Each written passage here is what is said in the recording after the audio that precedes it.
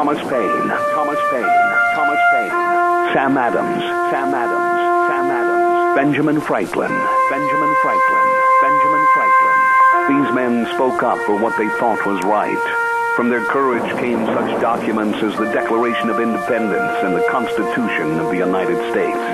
From their willingness to speak what was sometimes unpopular but right, we enjoy such liberties as freedom of speech, the right to keep and bear arms, and freedom of religion.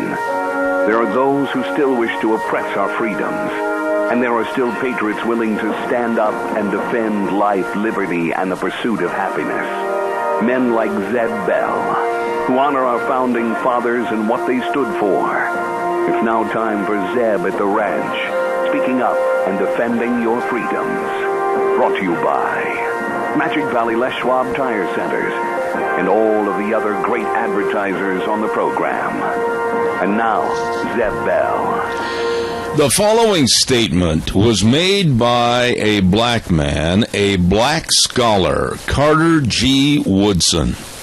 If the Negro in the ghetto must eternally be fed by the hand that pushes him into the ghetto, he will never become strong enough to get out of the ghetto. Carter Woodson. Good morning, everybody. Here comes Kate Smith and God Bless America, followed by a patriot with our Pledge of Allegiance. Somebody call. Good morning.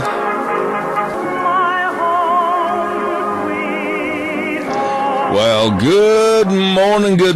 I'm Zeb Bell. Zeb at the Ranch with our major sponsor, your Magic Valley Les Schwab Tire Centers, all 7 locations serving you. And don't forget some of our great advertisers, including, of course, Western Waste Services, always at your disposal. And get on the route service today. Call them at 734-6969. Along with our friends at Valleywide Home and Ranch, 910 South Oneida in Rupert. Everything for the farm, the home, and the ranch at Valleywide Home and Ranch. Right now, let's go to the phone lines, and do we have a Pledge of Allegiance person? We do not. Well, we do too. Okay, go ahead, Wheels. All right. I pledge allegiance to the flag of the United States of America and to the republic for which it stands, one nation, under God, indivisible, with liberty and justice for all. Well done. Thank you very much. And right now, don't forget, it's time for the weather. And the weather is brought to us by Cheney Flooring and Home Design at 1228 Oakley Avenue in Burley. Really good, folks. Look for the blue door. And today is Mohawk Monday, and they carry more than just carpet and tile. They have all the vinyls, laminates, and hardwood flooring. Everything you need to really spruce up your home at Cheney Flooring and Home Design. As I said, look for the blue door, and don't forget they've got that community garage sale coming up next week on August 8th. Don't you forget it. Right now, here is the weather. Here's your weather forecast as we kick off the very first work week in August. Mostly cloudy skies for today, and it's a little bit on the humid side as well. Winds out of the southwest right around 16 miles an hour. Mostly cloudy skies. High of 78 tonight, low of 56. Tomorrow, winds are going to reduce down to about 10 miles an hour out of the southwest. Otherwise, mostly sunny skies. High of 88 with an overnight low of 60. Partly cloudy and 85 for Wednesday. Thursday, back up to sunny skies and 86. And it looks like partly cloudy skies, mid to upper 80s for the weekend. That's your weather forecast for Zeb at the Ranch. All right. Thank you very much. Carpet and flooring, kitchen construction, home decor, whatever you need to make your house a home at Cheney Flooring and Home Design, 1228 Oakley Avenue in Burley. Look for the blue door.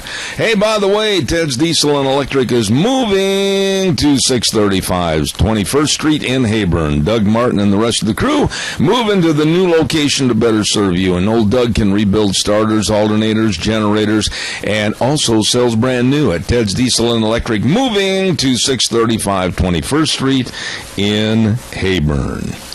Let me see. We've got a whole bunch of goodies, excuse me, to give away. I got a little frog in my throat this morning. I don't know whether it's hay fever or whatever.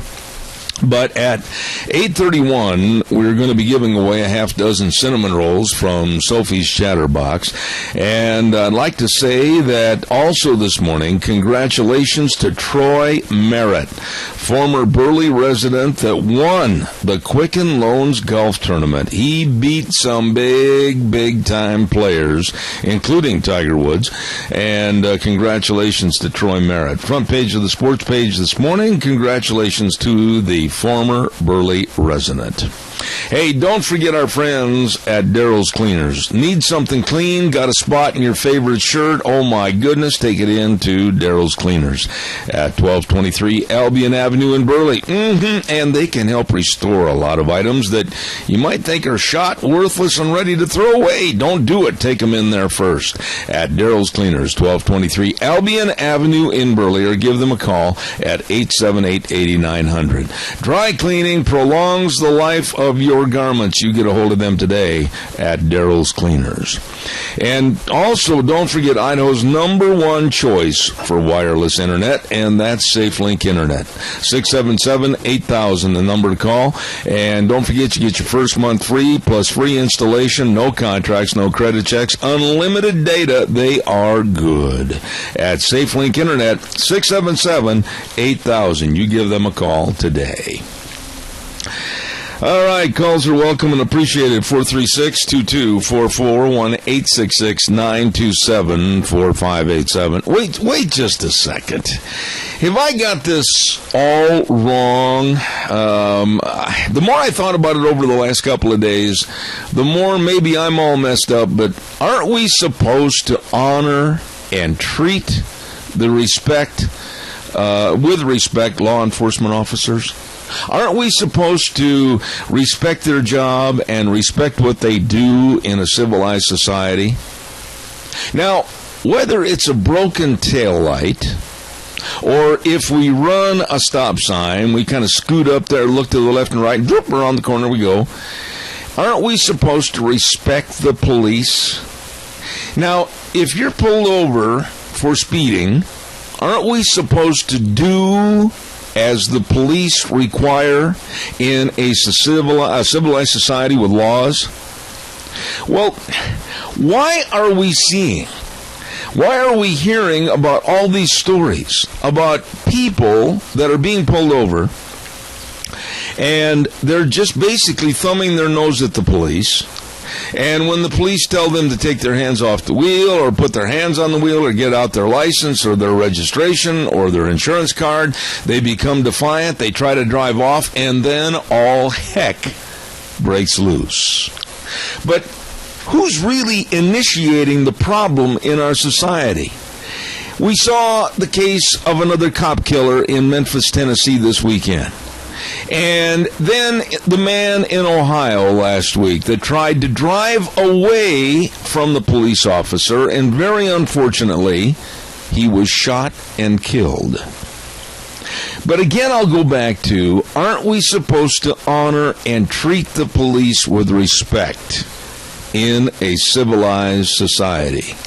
There are many instances of people saying we don't respect you or the law, and they're trying to get away. So what is law enforcement supposed to do today?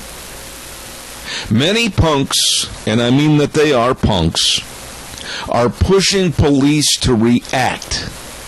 And boy, I don't know about you, but I'm really concerned about what's going to happen with our police forces in this United States and the pushing of the envelope of these people that just absolutely have no respect for law enforcement. In a lot of cases that we've heard about lately, if they would have adhered to and honored and done what they were told, there wouldn't have been any problem. What are your thoughts about this? Maybe I'm wrong. But honestly, I think we're looking at a chaos society right now. Absolutely chaotic. I think we're looking at no respect for the laws, no respect for our police officers.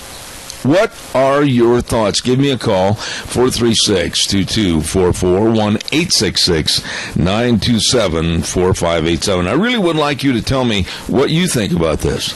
Ramsey Heating and Electric at 2600 Overland Avenue in Burley. Open 7:30 to 5 Monday through Friday. Really good folks.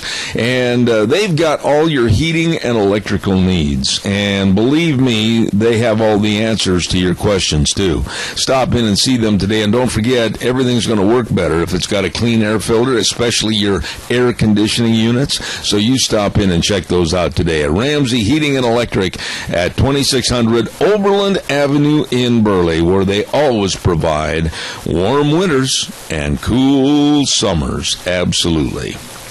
All right, give me a call. Come on, 436-2244, 1-866-927-4587. While I got just a moment waiting for your call that's coming in, I also want to acknowledge Valley White Home and Ranch, 910 South Oneida in Rupert.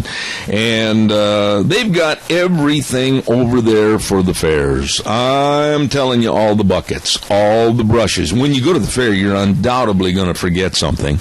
And why run all the way back to the farm or the ranch when you can stop right in at Valley White and take care of it? All the grooming materials for your animals, and of course they've got all the bug spray, all the fly spray. They've got everything. So stop in and see them today. And by the way, if you haven't had a moment to take care of yourself and go fishing, they've got all the fishing equipment right there at Valley White Home and Ranch, 910 South Oneida in Rupert. Stop in and see them this morning. All right, tell me, do you think that we have just absolutely dishonored and disrespected our police forces? I'm not talking about everybody that lives here. I'm not talking about people in particular, but look at some of the stories that are coming across the news wires. I mean, my goodness, these policemen walk up to a car, and all of a sudden the doors are thrown open, people jump out, they've got guns, or some policemen have been dragged down the highway because people just absolutely won't stop and do what they're told, and away they go down the road. What is going on here? And I think it's going to get a lot worse, like I said earlier, with many of the punks today that are pushing the police for a reaction. What are your thoughts? Give me a call, 436-2244, 1-866-927-4587. Caller, good morning. You're on the air. Good morning, Deb. Yes, sir. You know, I'd like to tell you what I think of the police department, or in our case, the sheriff's department. You know, these people are well-dressed. They look good all the time when they're on duty.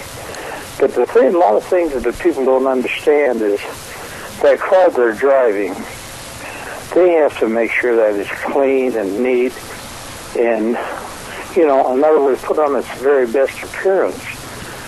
So it isn't a matter of them just riding around in a car looking for trouble. It's a matter of how the pride that they take in the job they have. Well, yeah, but address the initial question. Have we in America in general lost our respect in a civilized society, supposedly civilized, for our police forces? Every single week there's a new story about something going wrong with somebody trying to push the envelope and not do as they're told when the police stop them. Well, I think the problem is that news medium is focused more on this than they have anything else. And they're not thinking of the good things they do. They're thinking of the bad things they do. That could be very true. And not all policemen are examples like we'd like them to be, but I think most of them are. I think that's very true, that the news media being very left-leaning and very liberal, I think you're right on that, and it's a very good point. The news media is going to highlight the good, the bad, and the ugly, not very much on the good. And it's always about the black and the white. We don't have much trouble in our community. Look at our Hispanic community. You know, in Burley, in the area here, we're probably 50%. But But, it isn't really that problem. Well, it isn't a problem what color you are or anything like that. That's true here, but look across the board, and it's getting worse. I'll give you a good example, Keith, of a black man that is colorblind to success. And I'll tell you what it was. Former All-Pro and NFL Hall of Famer Bobby Bell. He played with the Kansas City Chiefs. He was feared by NFL running backs all through the league. He went back and got his college degree at age 74 because he had promised his dad he would.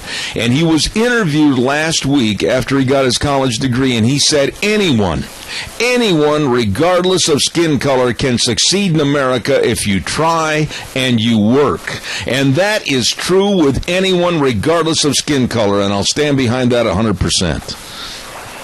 I will too. I watched that segment, and I thought, really, that is marvelous. But this person is a self-starter, and somewhere along the line, somebody had mentored him when he was very young. Yeah, but did you hear the opening remarks I made on this program this morning? And they were made by a black scholar. His name was Carter Woodman, born in 1875 and died in 1950. And he said, and I'll read it again because it's worth listening to. If the Negro in the ghetto must eternally be fed by the hand that pushes him into the ghetto, he will never become strong enough to get out of the ghetto. And that was written by a black scholar, and that's the point. And that is just exactly why we have to really get out and work on this election deal, because there's a lot of these people that think they have it coming to them. Amen. Keith, always appreciate your calls. Thank you very much. Bye-bye. Good call right there. Thank you. And calls are welcome, 436. I'm not going to feel sympathy, and I will never feel sympathy for someone that says, oh, woe is me.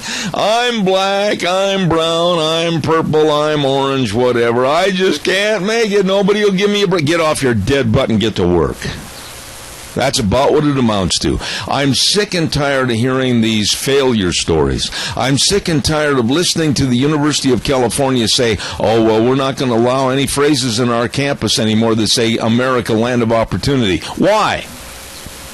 This is the greatest country in the world if you will apply your God-given talents, and you will get up off the couch, and you will go to work. Don't forget Denny's Restaurant, 611 Overland and Burley, the home of Zeb's Lunch Bunch. And wow. They ought to have on their menu, they ought to have put a great big wow. W-O-W, wow, on every page, because it is absolutely delicious. Wow, at Denny's Restaurants. 611 Overland and Burley, and the new location at 291 Pole Line Road in Twin Falls. Wow, I mean, I love breakfast, and all their breakfasts are wow at Denny's Restaurant. And don't forget Zeb's Lunch Bunch, and we thank Thomas and Terry and the whole crew for all they do at Denny's in Burley. Thank you so much. Calls are welcome, 436-2244, 1-866-927-4587. What are your thoughts on this? The poor black man, the poor brown man, the poor. Now give me a break. Get out of your home, get out of your apartment, and go figure out, sit down, how you can better your own situation. Even Benjamin Carson said that. Dr. Carson. Same thing. No sympathy. Get up and go to work.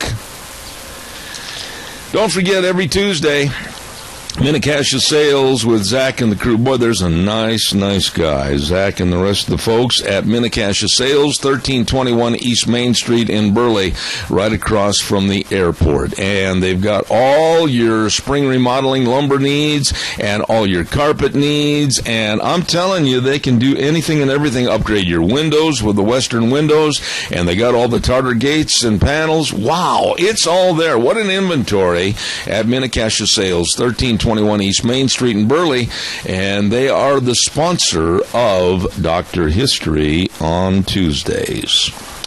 Your thoughts, give me a call, 436-2244, 1-866-927-4587. I'd like to hear what you have to say about this. You know, there's always this sympathy card. Oh, poor so-and-so, they can't make it because they're this, they're that. And I want to talk in a few minutes about also something else that really irritates me, is the supposed number of people that are drawing disability benefits. Caller, good morning, you're on the air. Good morning, Zeb. You know, I've got the utmost respect for our police departments. I think they're wonderful people, most of them. In fact, everyone I know is a wonderful person, and they're doing their best to do a job that's very difficult. Amen. I think our problem in this country comes from the top. I think our president disrespects the law. He doesn't enforce the laws. Our attorney general don't respect the law.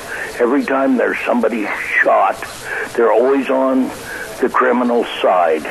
They never, not one time, have I ever heard them side with law enforcement. They're the guys that are bad to them. And you know, when the respect from the top is destroyed, when it gets to the bottom, it's plumb horrible. You know, everything you said, Jerry, wait a minute. Everything you said is exactly right. And we're seeing a complete flip-flop in America for respect for our police forces. Maybe not here in Magic Valley, but across in the major cities, Chicago, Newark, New Jersey, Jacksonville, Florida, New York City, L.A. We're seeing a major flip-flop in respect. And I agree with you. I blame it on the media. Well, you know, if we make laws and don't enforce them, we're wasting our time and our money. And, you know, you're making their job impossible. Absolutely. Absolutely. It's just not right what our government and our people, you know, what's going on in this country right now.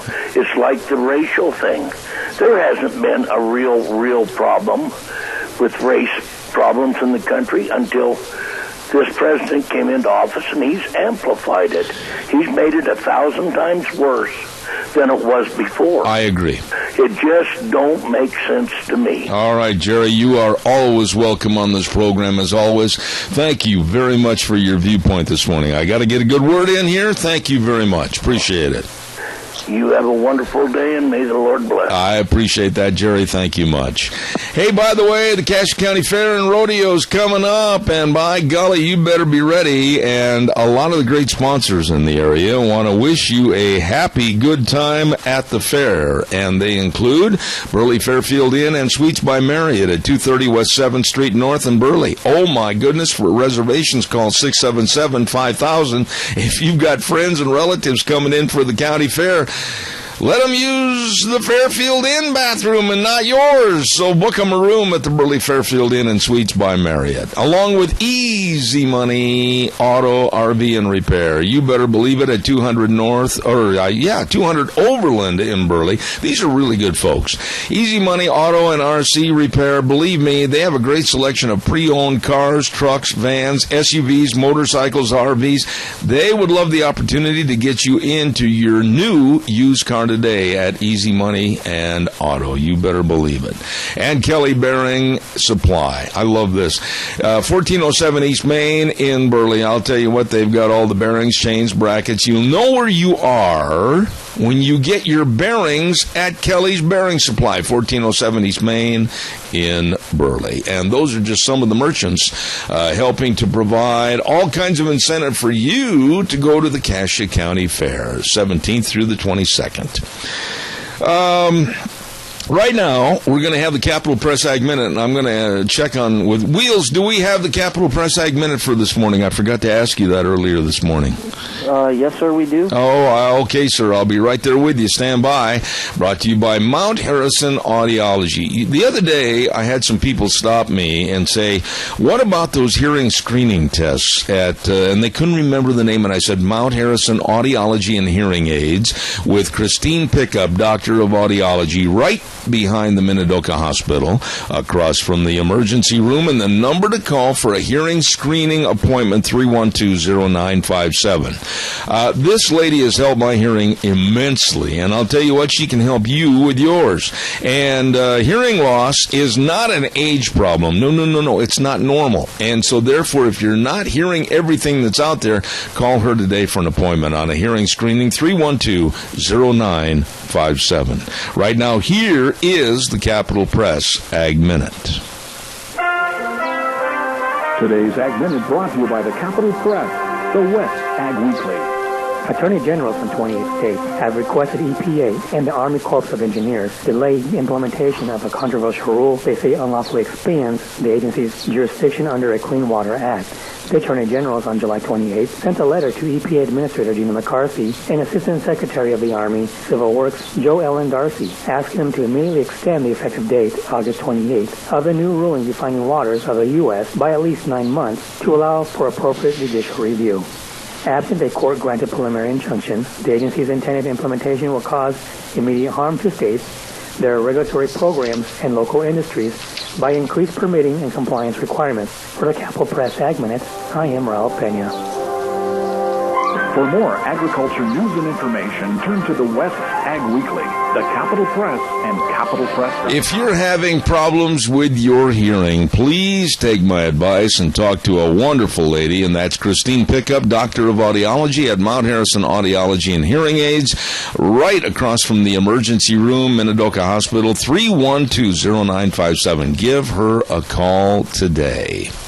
You know what time it is? On Mondays, we, of course, like to give away a half dozen cinnamon rolls from the delicious bakery of Sophie's Chatterbox, 530 E Street on the square in Rupert. Oh, my goodness, they're open 6 to 6 weekdays, 6 to 2 on weekends. Excellent dining and also a great bakery at Sophie's Chatterbox. And now these questions are for first-time winners only, okay? And I'm going to ask you the question today. The Oakland A's, now follow me on this. The Oakland A's baseball team, where did it start and what was its logo? It is currently in Oakland, California. But where did the Oakland A's get their start? And what was the original logo? Now, today it's the A's, just plain and simple. A's standing for athletics. But now go back and tell me, where did the Oakland A's originate from? What city? And what was their original logo? And the first person to call 436-2244 or 1-866-927-4587 is going to get a half dozen delicious cinnamon rolls from Sophie's Chatterbox. I know it's a little tougher question, but it really shows some evolvement here. I remember when I was a kid, I had all their baseball cards of the original logo, etc. And unfortunately, my mom, when I moved away to go to college, threw away all those originals, and I'd be a very wealthy man and own all the radio stations in southern Idaho right now. Anyway, what was the original team city of the Oakland A's, and what was their original logo? Give me a call. Come on, I know somebody out there knows that answer. 436-2244, 1-866-927-4587. I know a lot of you probably are running to the computer to figure it out and get the answer. Hurry, give me a call at 436-2244, 1-866-927-4587. Good morning, caller. You're on the air. Was it the Los Angeles Angels? Not even close. Okay. Now, is this Doug? I guess it was. Not even close. No. What was the original city for the Oakland A's, known as the Oakland Athletics, and they still have the last name, A's. Caller, good morning. You're on the air. On the air. Yes, it's Emeryville and the Oakland Oaks. No. Oh. Okay. Not even close. Sorry. I'm sorry. No, don't apologize. That's a good answer, though. Where was the original city for the Athletics? Good morning, caller. You're on the air. Caller, talk to me. Go ahead. Wheels, I can't hear the caller. Turn them on, please. I don't hear anybody on that call. Call me at 436-2244, 1-866-927-4587. I will give you a little hint. I'll take this call first. Good morning, caller. You're on the air. Was it New York City? No. I'm sorry. Thank you. It was, I'll give you a little hint, it was an eastern city. And then tell me also what the logo was. Good morning, caller. You're on the air. Hello, caller. Was it Kansas City? No, now, I'm going to stop you right there. That was not the original city, but it was one of the cities, and it was the second one that they moved to when they left the original. They moved to Kansas City in 1955, so you're on the right track, caller. Thank you for your call. They were the Kansas City Athletics before they moved out to Oakland. Where were they originally? Oh, my goodness. Give me a call. Is there another call there, Wheels? Let me know. Good morning, caller. You're on the air. Was it Philadelphia? Who's calling? Jordan Bowen. All right, now, it's Jordan, right? Yep. Okay, now, Jordan, I'm going to put you on the spot here because you got to answer the other part of the question. What was the team's original logo? I don't know that. I came in late and I only heard what city you were looking for. All right, it was Philadelphia Athletics, and I'll tell you what, I've got to get going with other things. So you've got the right city. They were in 1901, the Philadelphia Athletics, and I'll help you on the logo. They had a dancing elephant on a baseball. That was the original logo in 1901. Jordan, call over to Sophie's and tell them you're the winner, and they'll get your cinnamon rolls all set for you, okay? Sounds good. Thank you. You betcha. Yep, the Philadelphia Athletics in 1901. By the way, they won 3 World Series championships, 1910 to 1913. And then they became the Kansas City Athletics when I was a mere lad growing up, and that's what I had all the baseball cards on. And then they moved out to Oakland, California, became the Oakland A's. But their logo was kind of unique. In 1901, they had the dancing elephant on top of a baseball. And then in 1920, they just went to an elephant. And now, of course, just the A's, plural, on their uniforms. There you go. All right. And Jordan Bowen, thank you very much for being the winner. Calls are welcome, 436-2244, 1-866-927-4587. Don't forget Barry Equipment and Rental. Whew, I'm out of air waiting for the winner. They have all the equipment to get any job done right. Absolutely all the equipment. All those big Doosan loaders and, of course, the Coyote tractors and the Bobcats and the Walker mowers. Everything. And they got the people. They've got the people to help you with everything you need, show you how to run it, etc. Whether you're buying or leasing, they can help. And they will. They've got 3 locations. Addison Avenue West in Twin Falls, South Lincoln in Jerome, and 159 West Highway 30 in Burley. The best. Barry Equipment and Rental. You get a hold of them today. Really good folks. You know, I know we're going to offend some people on this probably, but there was a story, and it goes along with what we were talking about, where you can get up off your dead butt and get to work and achieve. You know, sit down and make a plan. Well, I want to do this. I want to do that. How am I going to get there? Well, I got to have that education. I've got to work hard now to get the money to pay for my schooling, and I've got to, to do this in kind of a ABCD pattern so that I can achieve my goals. Well, maybe I want to be an air traffic controller. Well, maybe I want to be a lawyer. Well, maybe I want to be a pharmacist. Well, maybe I want to be this or that. You have all the right to choose what you want to do if you have the drive and desire to figure out a roadmap how to get there. And then, I was reading in the USA Today the other day that 1 in 5, listen to this, 1 in 5 now United States adults have a disability, or so they are filing for disability payments.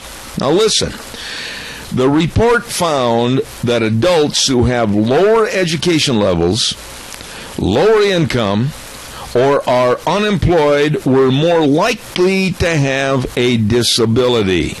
Broken down by race, the study revealed African Americans and Hispanic Americans were more likely to have a disability than white Americans. 53 million are listed with a disability and drawing money. Okay? You're probably saying to yourself, well, why criticize that? They can't help it, they got hurt. I'm going to use myself as an example and many, many others. And my good friend Wheels over at the station are out working hard to make a living, are out trying to be successful, are out trying to achieve a goal and a dream.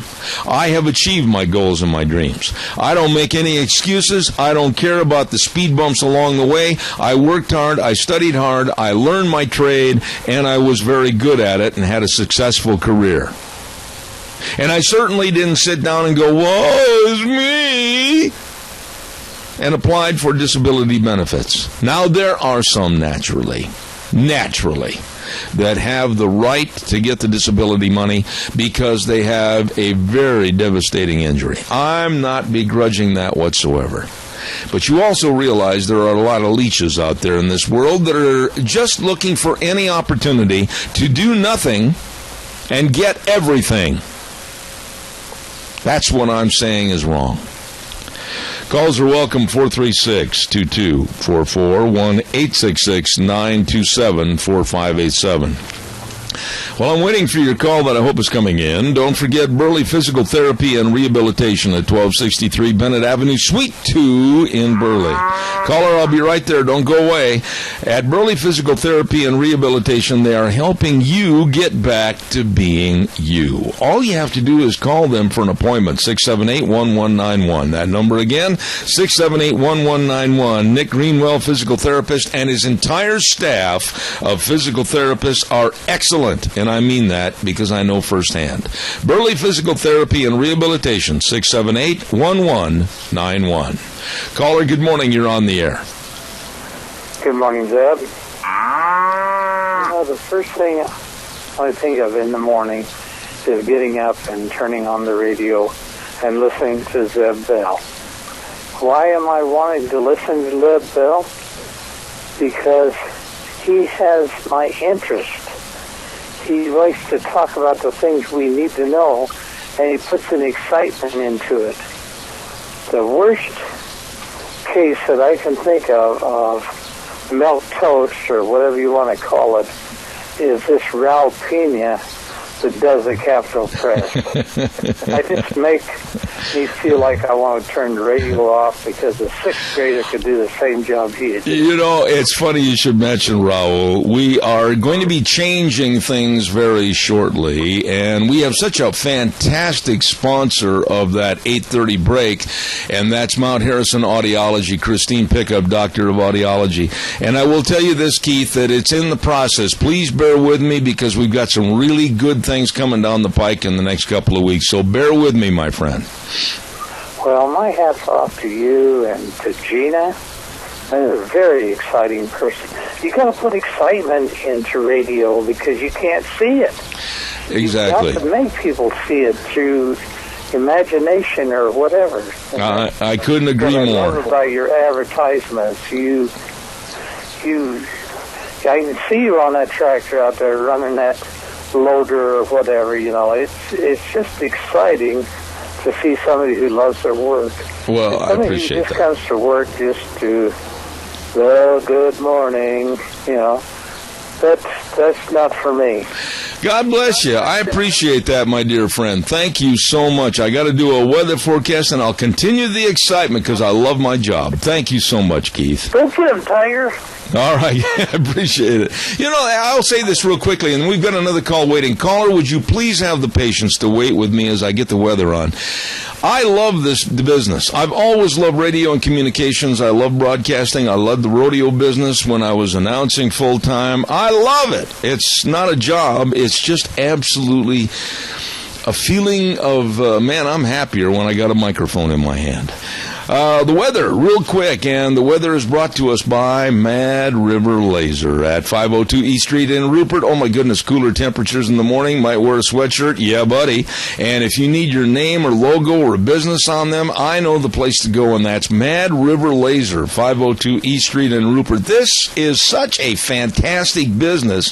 I do all my promotional work over there with all the caps and everything. She is phenomenal. Mad River Laser, 502 East Street on the square in Rupert. And right now, here's the weather. Here's your weather forecast as we kick off the very first work week in August. Mostly cloudy skies for today, and it's a little bit on the humid side as well. Winds out of the southwest right around 16 miles an hour. Mostly cloudy skies, high of 78 tonight, low of 56. Tomorrow, winds are going to reduce down to about 10 miles an hour out of the southwest. Otherwise, mostly sunny skies, high of 88 with an overnight low of 60. Partly cloudy and 85 for Wednesday. Thursday, back up to sunny skies and 86, and it looks like partly cloudy skies, mid to upper 80s for the weekend. That's your weather forecast for Zeb at the Range. Oh, thank you. Brought to you by Mad River Laser at 502 East Street in Rupert. Oh, they do such a great job. You stop over and see Nicole today. Caller, I appreciate your patience. Thank you. God bless you. Good morning. Good morning. Zeb, I think a lot of the problems we face is due to a breakdown of the family, not a father and a mother, not anyone supporting their children in school, helping them. They leave it up to the school systems, and then when they try to do it and have to discipline, they get in trouble. I came from a family of 5 boys. We had a farm. We had adequate for what we needed, but when it came time to go to school, it was up to me. I had to go to work and go to school at the same time. And it took me 10 years, but I got it done. Amen. I can't think of a better response to what you did and what you did to further your cause. Amen. You pulled yourself up by your own bootstraps. And sir, I want you to respond to this, so don't hang up. I do not buy the fact today that you hear these liberals, these crybaby liberals saying, oh, well, things have changed today. No, they haven't. The only thing that's changed is the attitude. You can still pull yourself up by your own bootstraps, go to work, do what you want to do, and this is, I think, still the only country in the world where you can achieve your dreams. Would you agree with that? I would, and things have changed, but they've changed for the better. There's more opportunities, more avenues to go into, and more things accommodating to a person's interest and abilities. Absolutely. But there again, it goes back to the personal responsibility. It's not passing the blame on to somebody else. It's not passing, oh, I'm black or I'm Hispanic, I can't do this. Well, oh, no, oh, woe is me. No, it's none of that. It's all your own personal responsibility. Well, and it starts out in the home with mom and dad being of a support and a help. And if you don't have a family unit, then, yeah, it's tough, but it's not impossible. I totally agree, and I thank you for your call this morning. Thank you very much. Thank you. You know, I know a lot of successful people, very successful people, that grew up in broken homes, grew up without a mom, grew up without a dad, and maybe 3 or 4 or 5 siblings, whatever the case might be. And I'm thinking of one guy that I went to high school with, and if I were to go back to my high school reunion in 3 weeks, which I would love to, but I can't, I've got other commitments, I would like to walk up to him and say, attaboy. Attaboy. You did it. He came from a very impoverished family. And everybody thought, well, he can't, he won't, he never will. And he ended up owning a string of restaurants in Minnesota, Wisconsin, and Illinois. I think altogether he had like 23, 24 restaurants. And retired a very, very, very wealthy man in the Lake Geneva area of Wisconsin.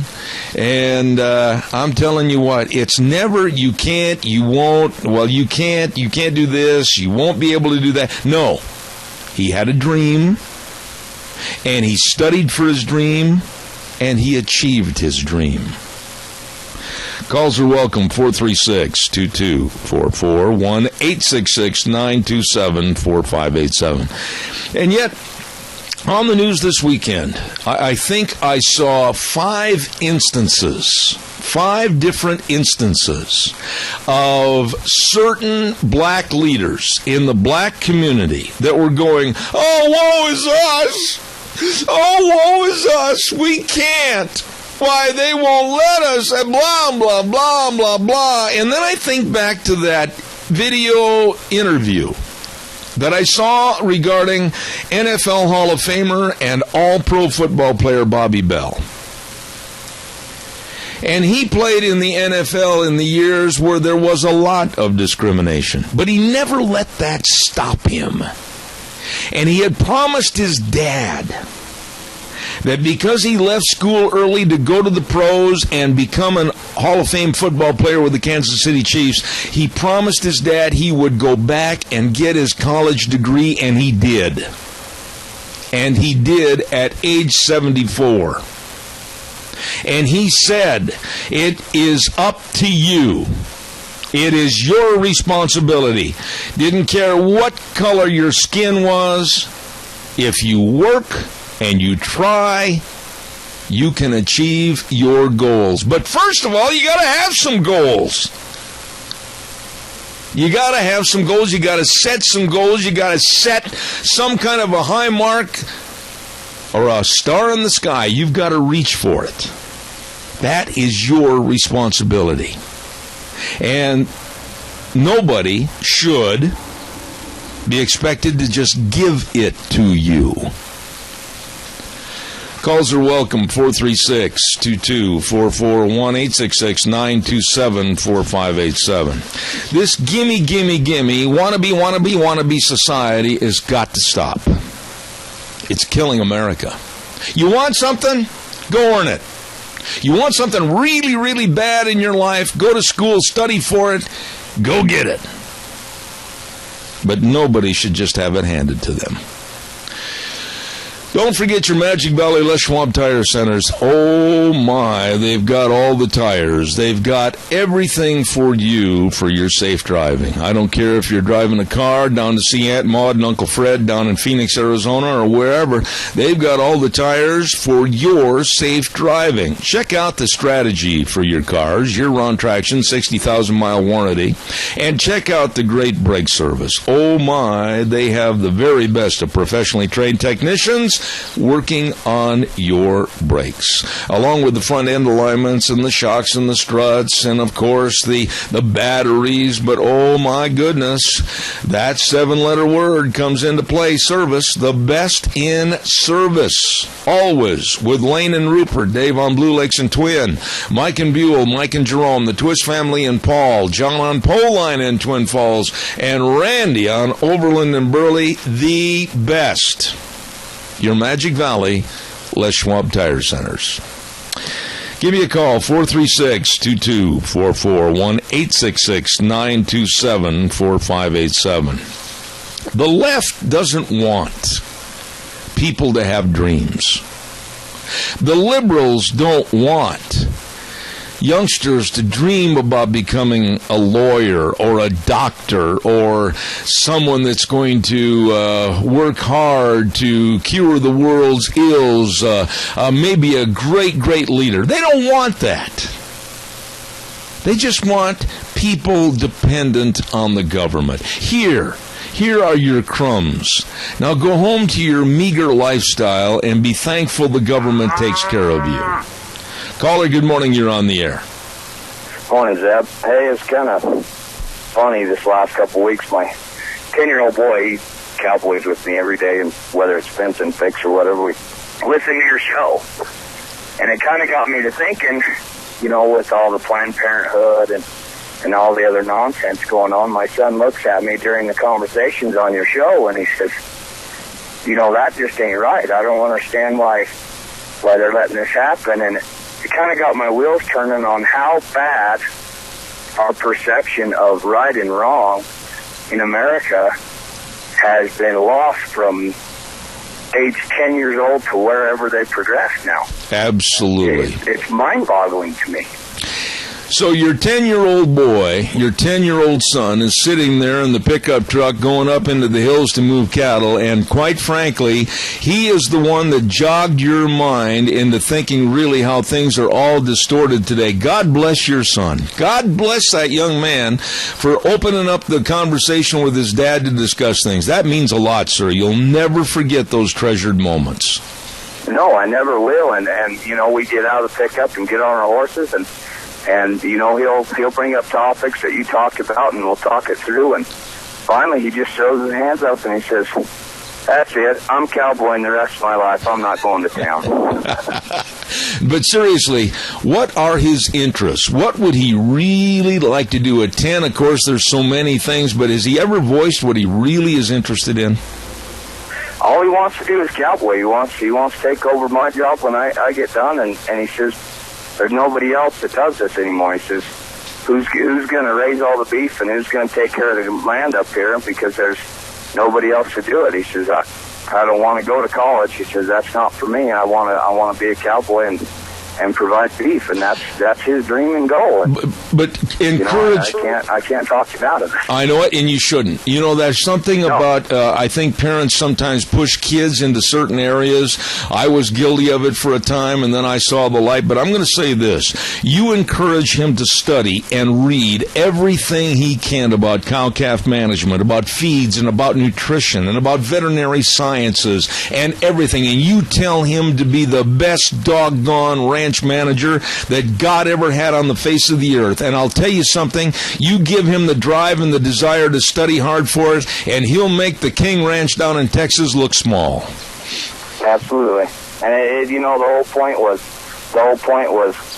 you know, the left wing side. It just blows my mind how something on these topics we've lost our foundation and our goals in a family situation to where our country's at now. Amen. Sir, thank you. You meant a lot to me on that phone call. I appreciate it, and God's blessings to your 10-year-old son.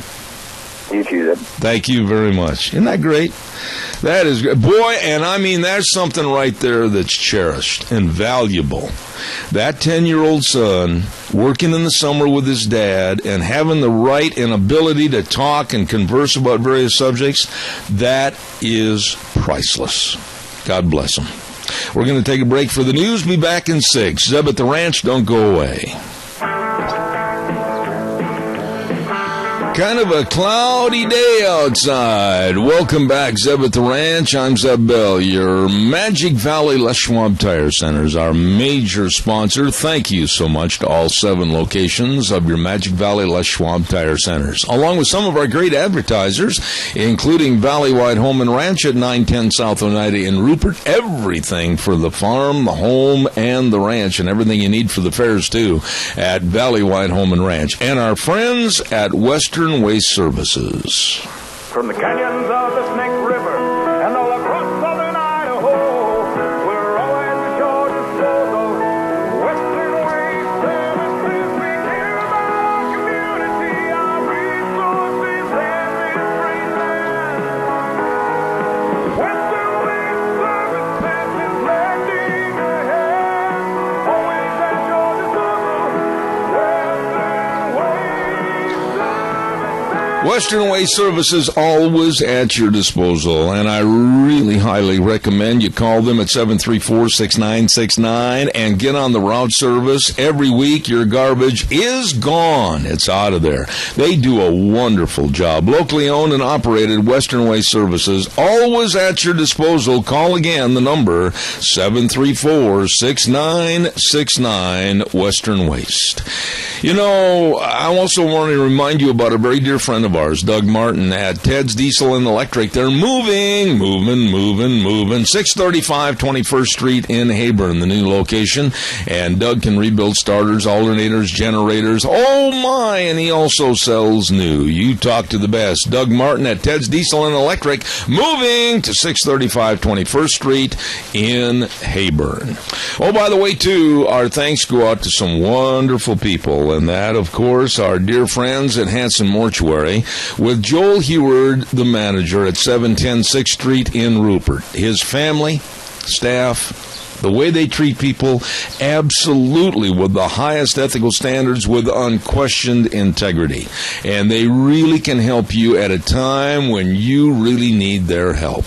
When someone passes away, of course, call them and they can help you. They can travel to rural towns and churches, help you with all the arrangements. Please remember the number. Hanson Mortuary at 710 6th Street in Rupert, 436-5636. Hanson Mortuary, helping you and your family. Oh, my, in just a moment, we're going to get my good old buddy on the air, and that's, of course, Doug Johnson from Colorado. Stand by for that, but I want to remind you, the horse show started today at the Jerome County Fair and Rodeo, and tomorrow the fair starts in full swing at the Jerome County Fair, August 4th through the 8th, with PRCA rodeos, the 4th, 5th, and 6th, and then they've got all kinds of goodies, like a great big pig wrestling and tug of war on Friday, and a monster truck show right there in the arena on Saturday. All of this and more at your Jerome County Fair and Rodeo for 2015, all this week at the Jerome County Fairgrounds. Without further ado, good morning, Colorado. Doug Johnson, how are you? Hello, Zeb. How are things in Idaho this morning? Busier than a one-arm paper hanger. Well, that's good. Makes time go fast. And it has been going relatively fast. Hey, by the way, I want to just say something to you this morning.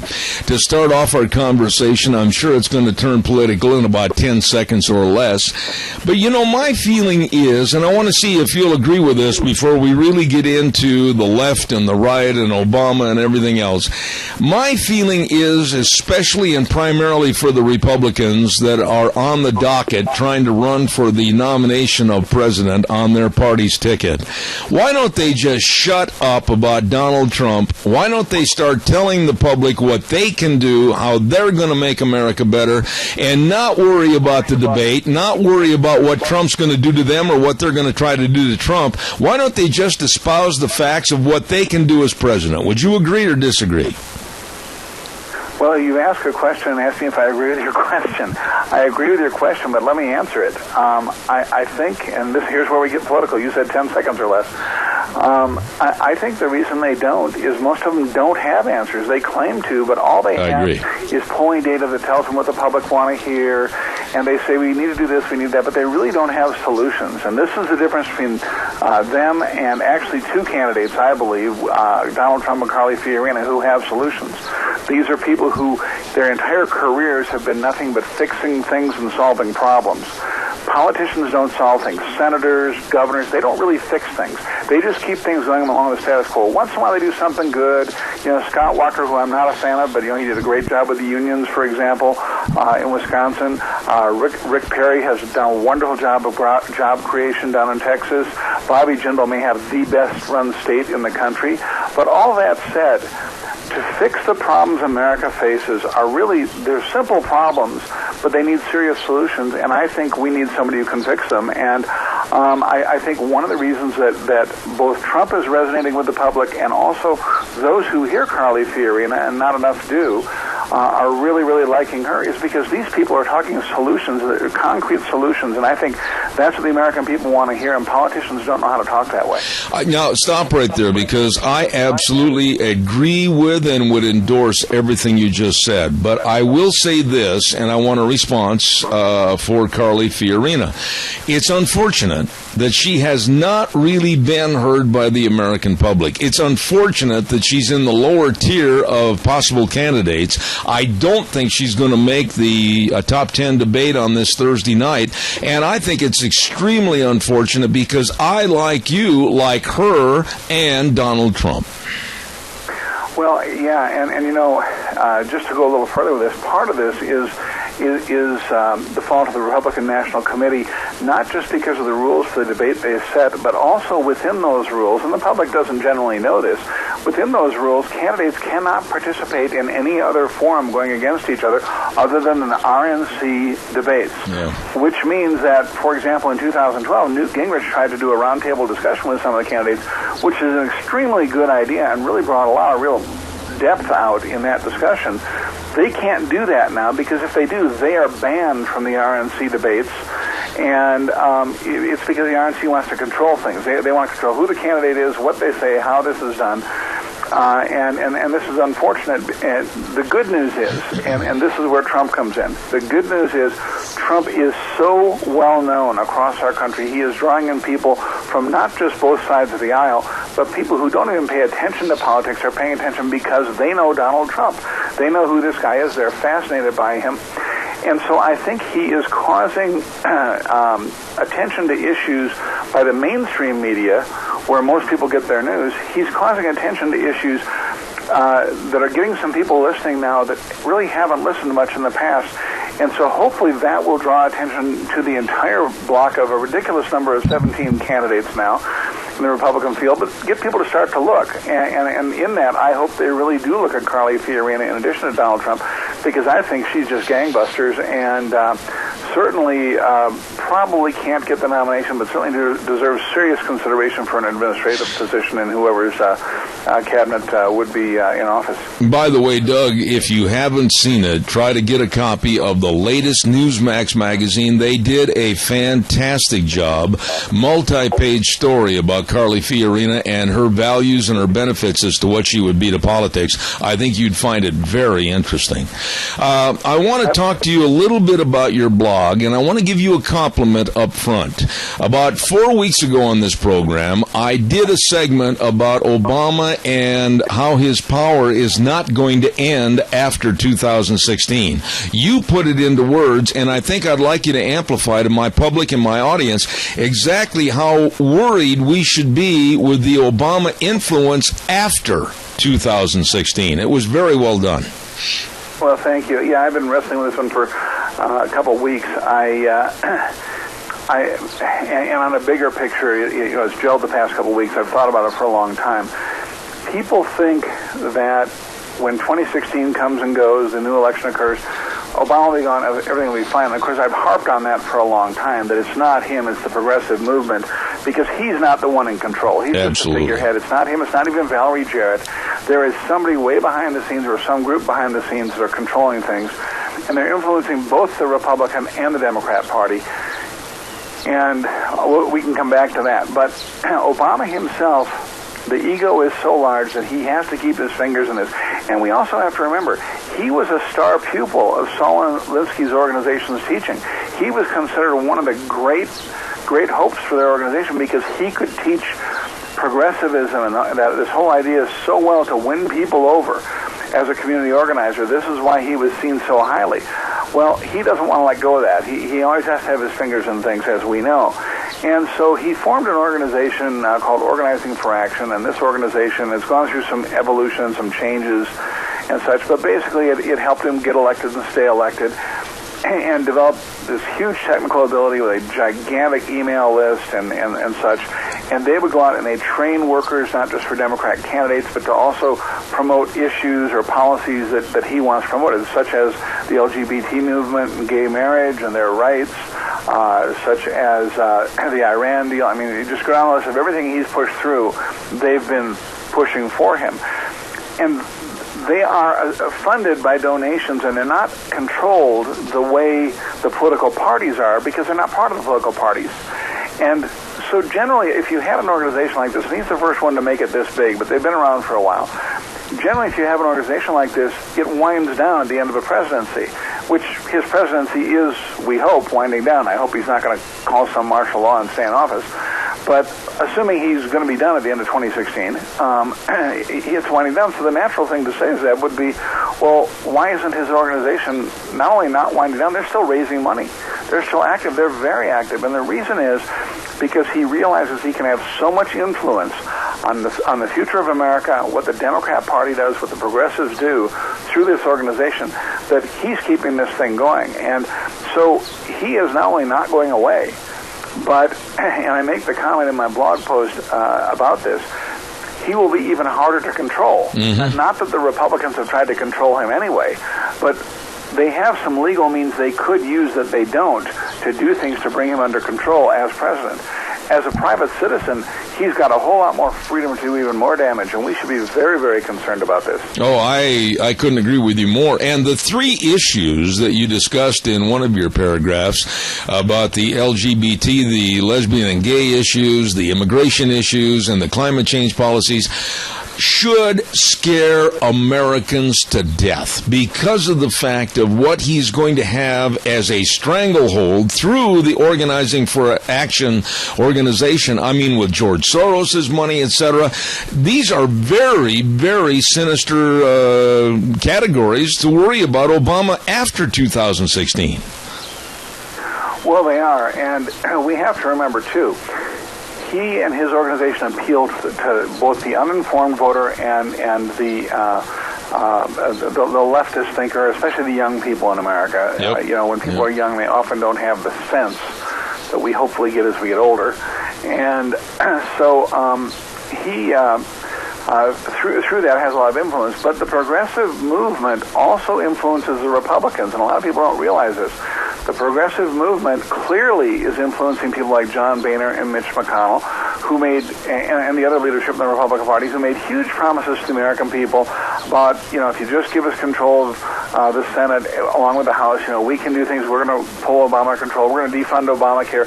We're going to do all these things. They've not done one single thing the voters asked them to do. Not because they're afraid, but because they don't want to. Yeah. They have the exact same goals he does. And this is why I get so upset, Zeb, and I'm not trying to shift gears, but I think this is important because I know you hear it all the time, too. Donald Trump is the example. People always say, he gave donations to Democrats, and he did this, and he did that, and he's got some views that aren't as conservative as some other people. And my response to that is, well, number one, Ronald Reagan was a Democrat first. And he became a convert. Number two, John Boehner and Mitch McConnell have been lifelong Republicans, and where has that gotten us? Yeah, really. I don't care what you were yesterday. I care what you are today and what you stand for and what you're going to do for America. And sometimes a convert is more enthusiastic and will do more than somebody who's been in the group for a long time.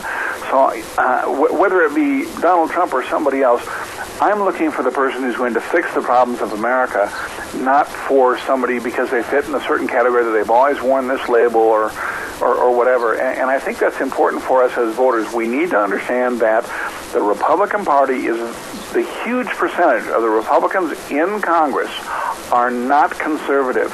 They are not out to help the American people or do what the American people want. They just want to retain their power. And it's up to us to not accept them just because they're Republican. Every single one of them, they need to prove themselves or we replace them. It's that simple.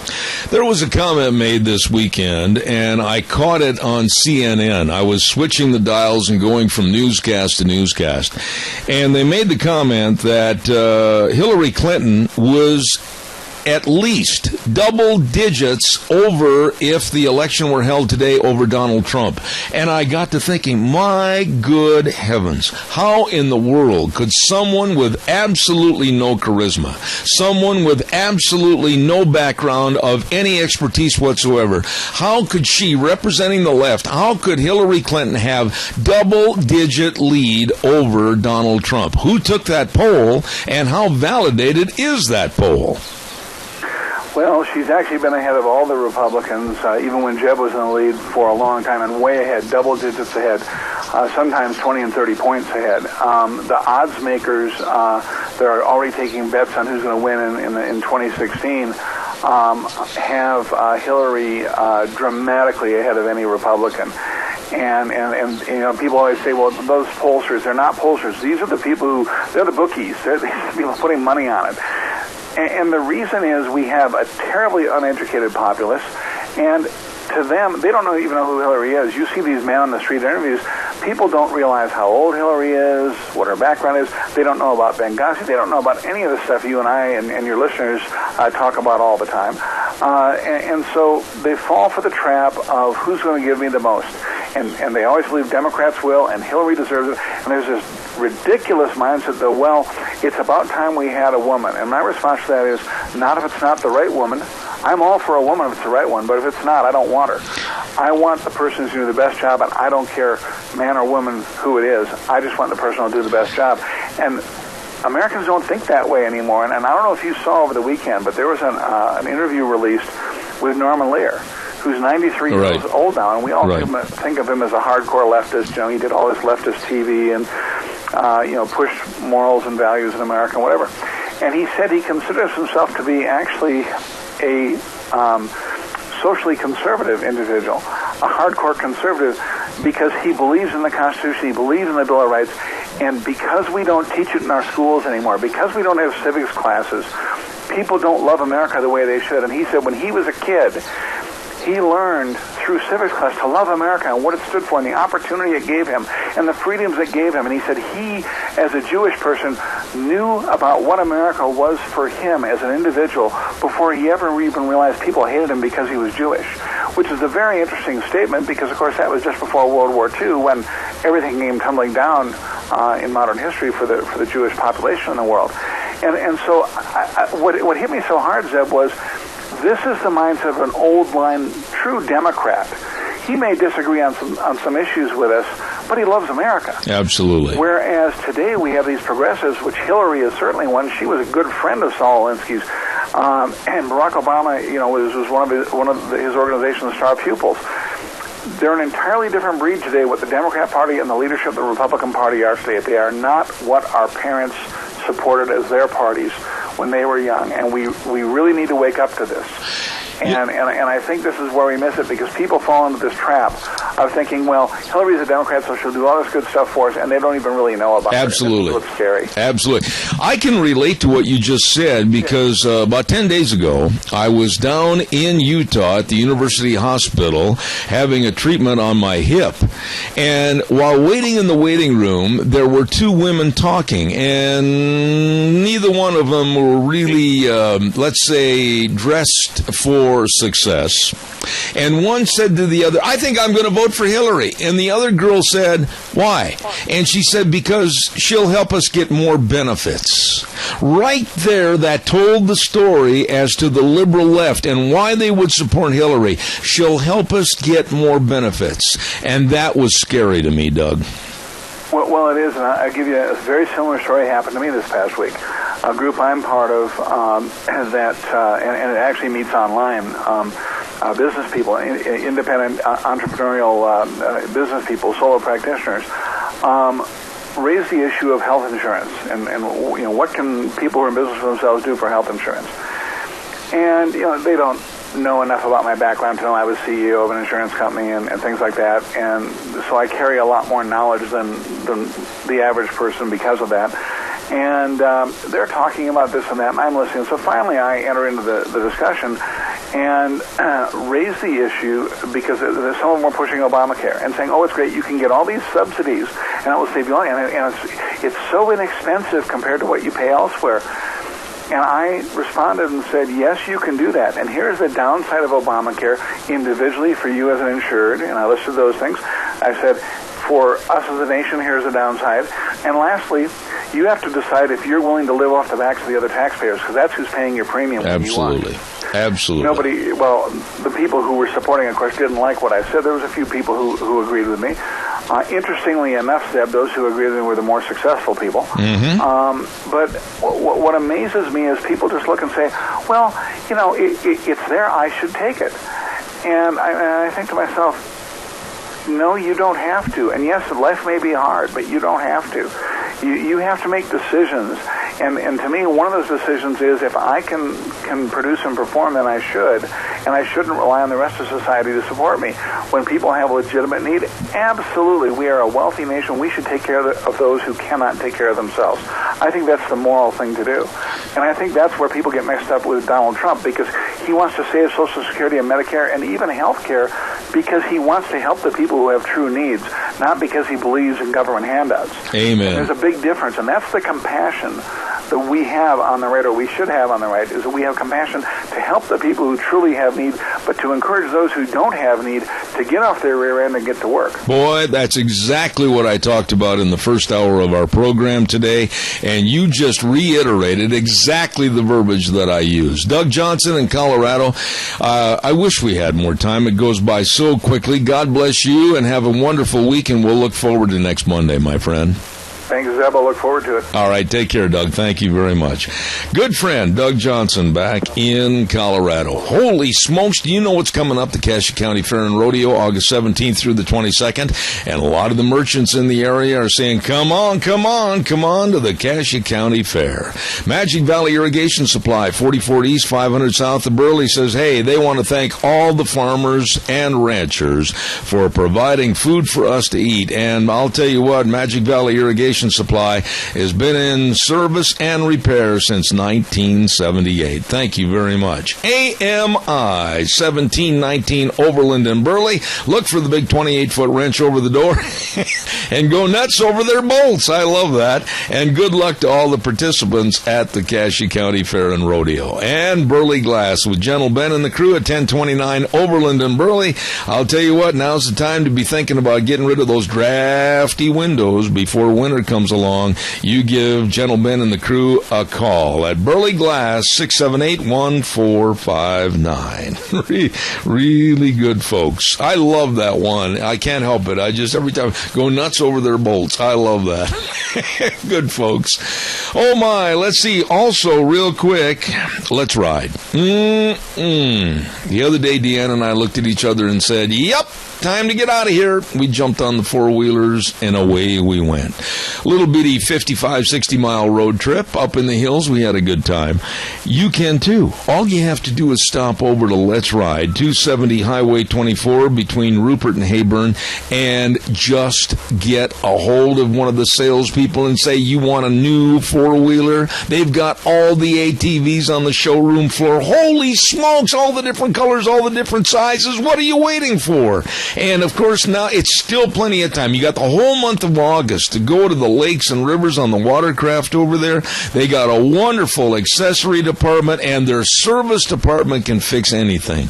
Hey, that's where the fun is sold. Let's Ride. You stop in and see them today. Last week on my program, I got to admit that there is a subject that was discussed that absolutely is disgusting. And it's what's going on with Planned Parenthood and these absolutely grisly videos that are coming out in front of the public for our attention.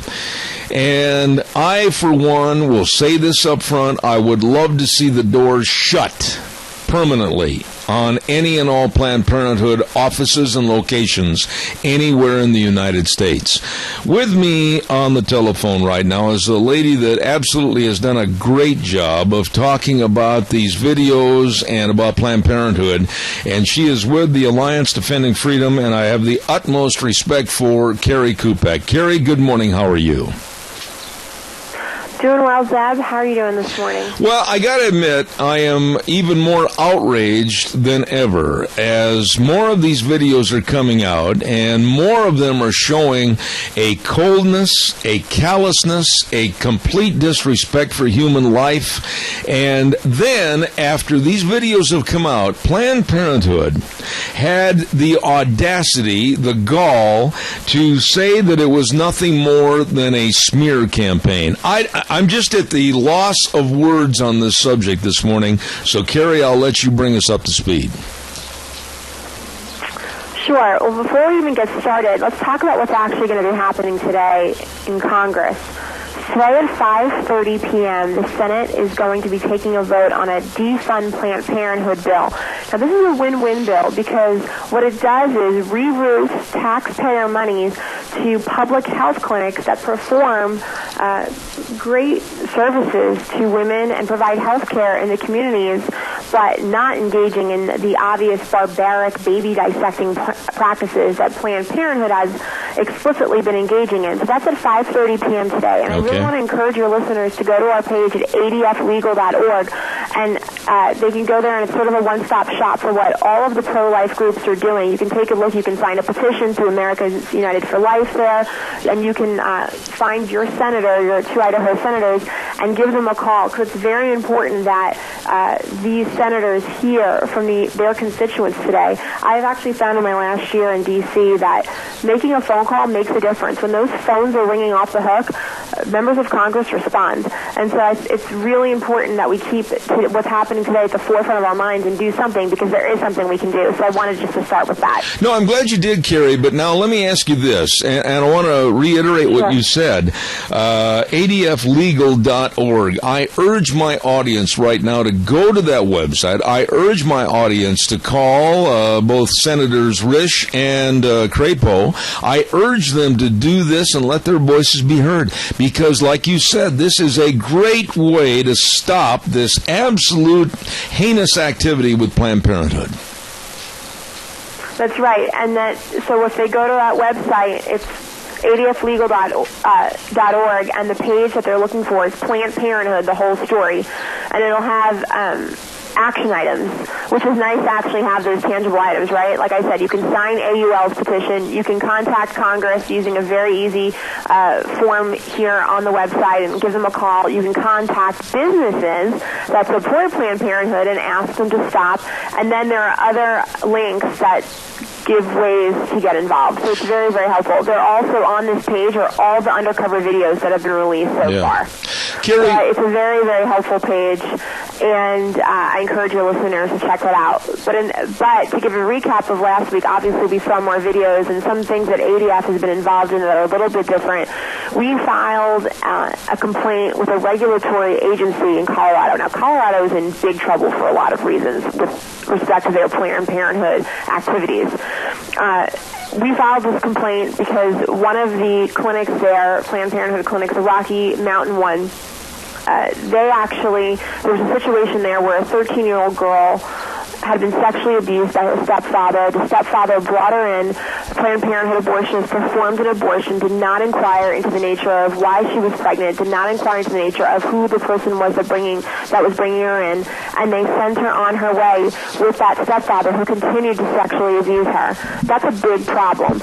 And so we filed a complaint with the agency there in Colorado to say, hey, why are we not forcing Planned Parenthood to abide by the laws like everybody else? You know, Colorado law, state law, requires Planned Parenthood to report sexual abuse or reported sexual abuse, just like it does a million other kinds of organizations and therapists and all kinds of things. Why are we turning a blind eye to what Planned Parenthood is doing? So that's one thing that we did last week. And then also, we have an ongoing lawsuit in Colorado, because in Colorado there is a voter-approved state constitutional provision that prohibits direct or indirect public taxpayer subsidies for abortion.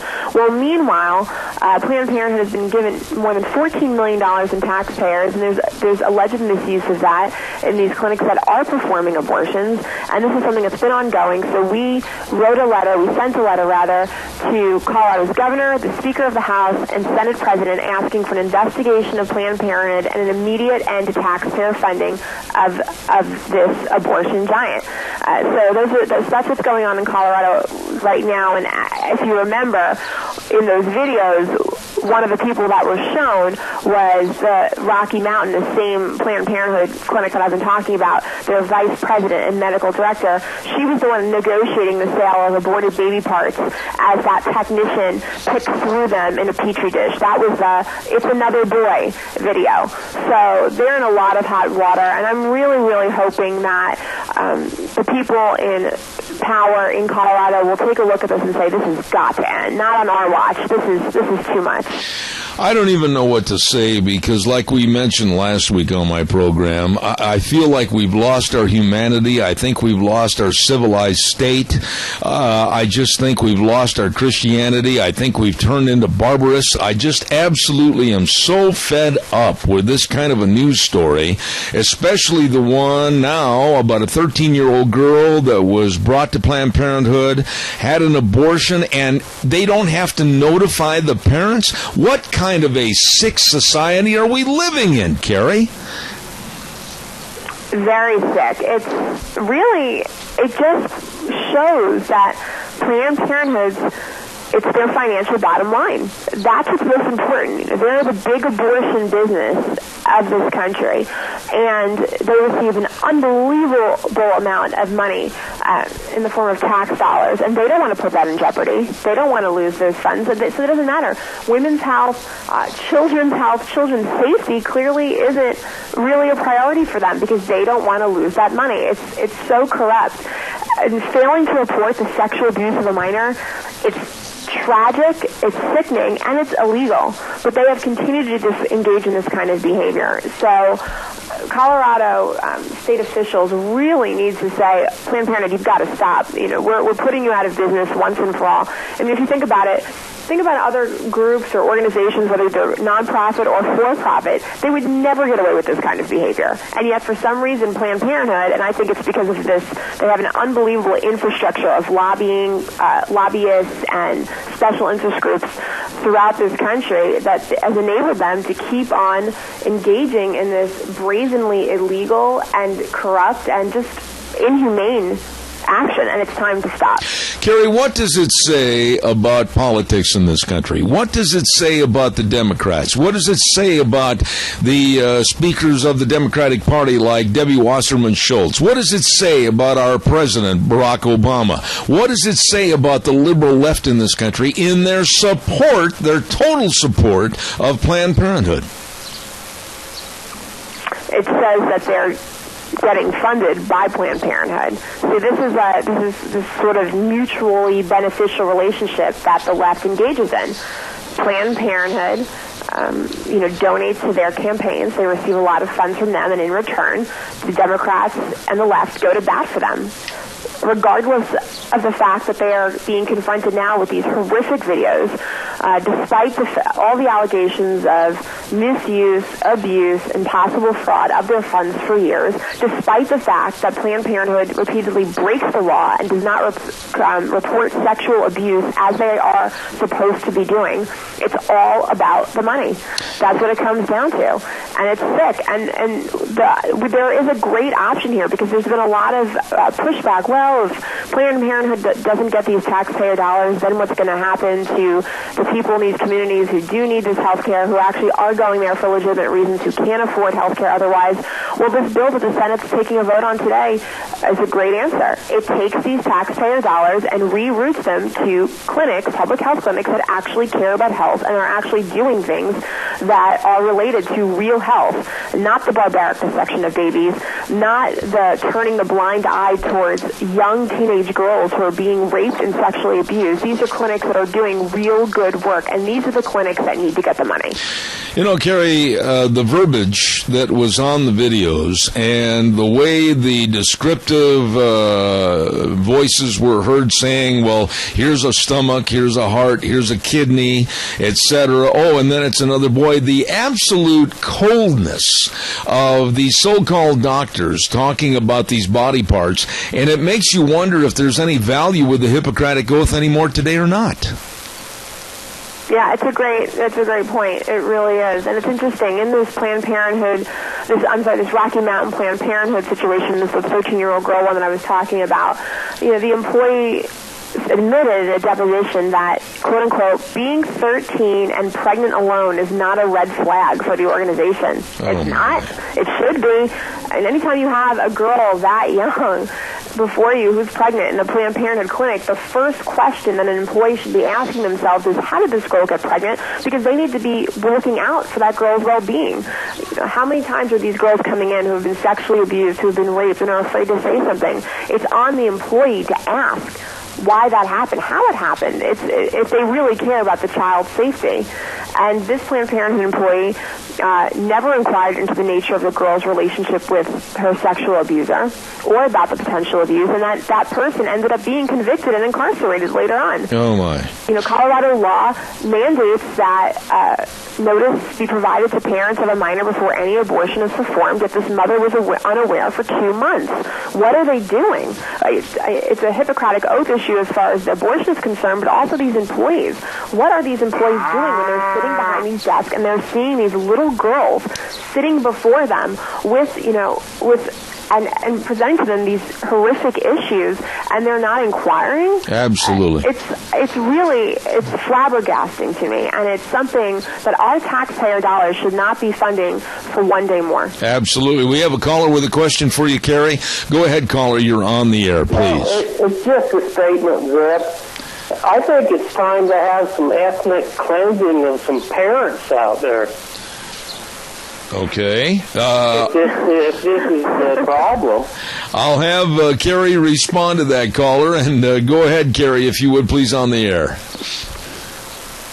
Well, if your point is, where are these parents Yeah. with their children, your point is well taken, right? It's a parent's first and foremost responsibility to look out for the well-being of their children. But in situations when the parent or step-parent themselves is abusing this child, when they go to a so-called health clinic like Planned Parenthood, that could be their last place where they can receive help before they're sent back to this dangerous household. And anybody in good conscience, talking to a child should have the sense and really is obligated by law to pursue any kind of suspicion that they may have about what's happening with that child. Absolutely. Especially when it relates to sexual abuse. And the fact that Planned Parenthood turns a blind eye, the fact that Planned Parenthood feels that they are not compelled by law, even though everybody else is ridiculous. And our taxpayer money should not go one more day to an organization that engages in such inhumane treatment and behavior. Let me ask you, as we wrap things up on this segment this morning, what are your thoughts about the Senate? What do you think is going to happen with the senators from both sides of the aisle at this meeting and vote this afternoon at 5:30? Give me a little crystal ball look as to what you think is going to happen. Well, obviously, to do the right thing, they need to vote for this bill. Absolutely. Now, as far as what they're going to do, I think there's a lot of support right now, especially in light of these videos. There's a lot of public outcry as far as the horror that these videos have presented right in the face of the American people. You have, I want to say, about 4 Democrats. There may be several more who, though they're Democrats, have said in the past they're pro-life, and there has been, I know, a lot of social media.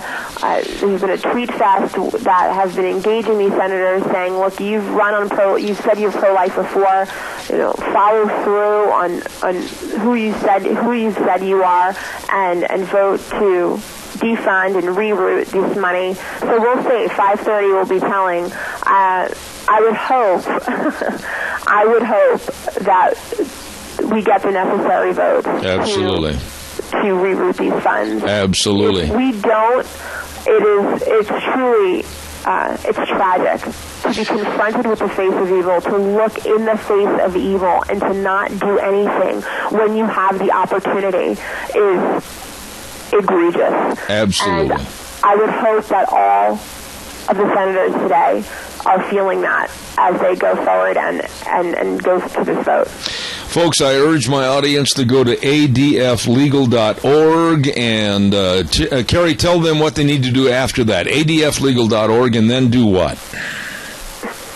So to go to adflegal.org, and when you pull up that page, there will be a link, a little picture that says Planned Parenthood, the whole story. If you click on that, it gives you action items. Absolutely. Very easy to do. You can sign petitions, you can contact Congress, you can contact businesses, you can look at and do other things. But it gives you actual tangible things that you can do that will take you 2 minutes just sitting at home. And I really encourage everyone to do that. Carrie Kupek with Alliance Defending Freedom. God bless you and thank you every week. I really appreciate what you do and say. Thank you, Carrie. God bless. We'll see you next Monday. Thanks, Dad. We appreciate all that you do. All right. Thank you. Wow. Go to adflegal.org, folks, and hopefully, man, I mean this, hopefully we can see the doors shut on Planned Parenthood.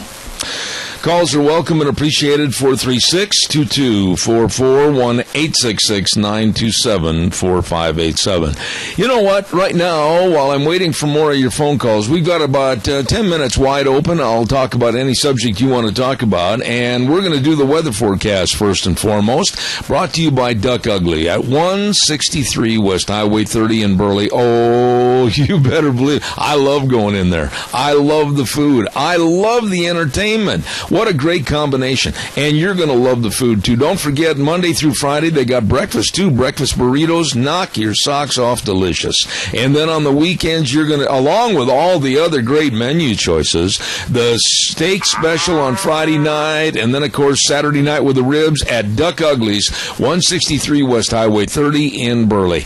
Caller, I'll be right with you. Don't go away. Here now is the weather. Here's your weather forecast as we kick off the very first work week in August. Mostly cloudy skies for today, and it's a little bit on the humid side as well. Winds out of the southwest right around 16 miles an hour. Mostly cloudy skies. High of 78 tonight, low of 56. Tomorrow, winds are going to reduce down to about 10 miles an hour out of the southwest. Otherwise, mostly sunny skies. High of 88 with an overnight low of 60. Partly cloudy and 85 for Wednesday. Thursday, back up to sunny skies and 86, and it looks like partly cloudy skies, mid to upper 80s for the weekend. That's your weather forecast for Zeb at the Ranch. Thank you very much. Brought to you this hour by Duck Uglies at 163 West Highway 30 in Burley. Caller, good morning. You're on the air. It's interesting to me, Zeb, that we spend hundreds of millions of taxpayer dollars through the FBI, through police force, through federal penitentiaries to track down and contain people that go out and murder and chop up body parts and do that, all sorts of stuff. But yet, on the other hand, it's okay, and our tax dollars are funding it just because there's a sign above the building. Please explain to me the difference in what they're doing, you know what I'm saying, from abortion that way to, say, a Ted Bundy or somebody like that. Yeah, and here's another point, too, that I want you to address.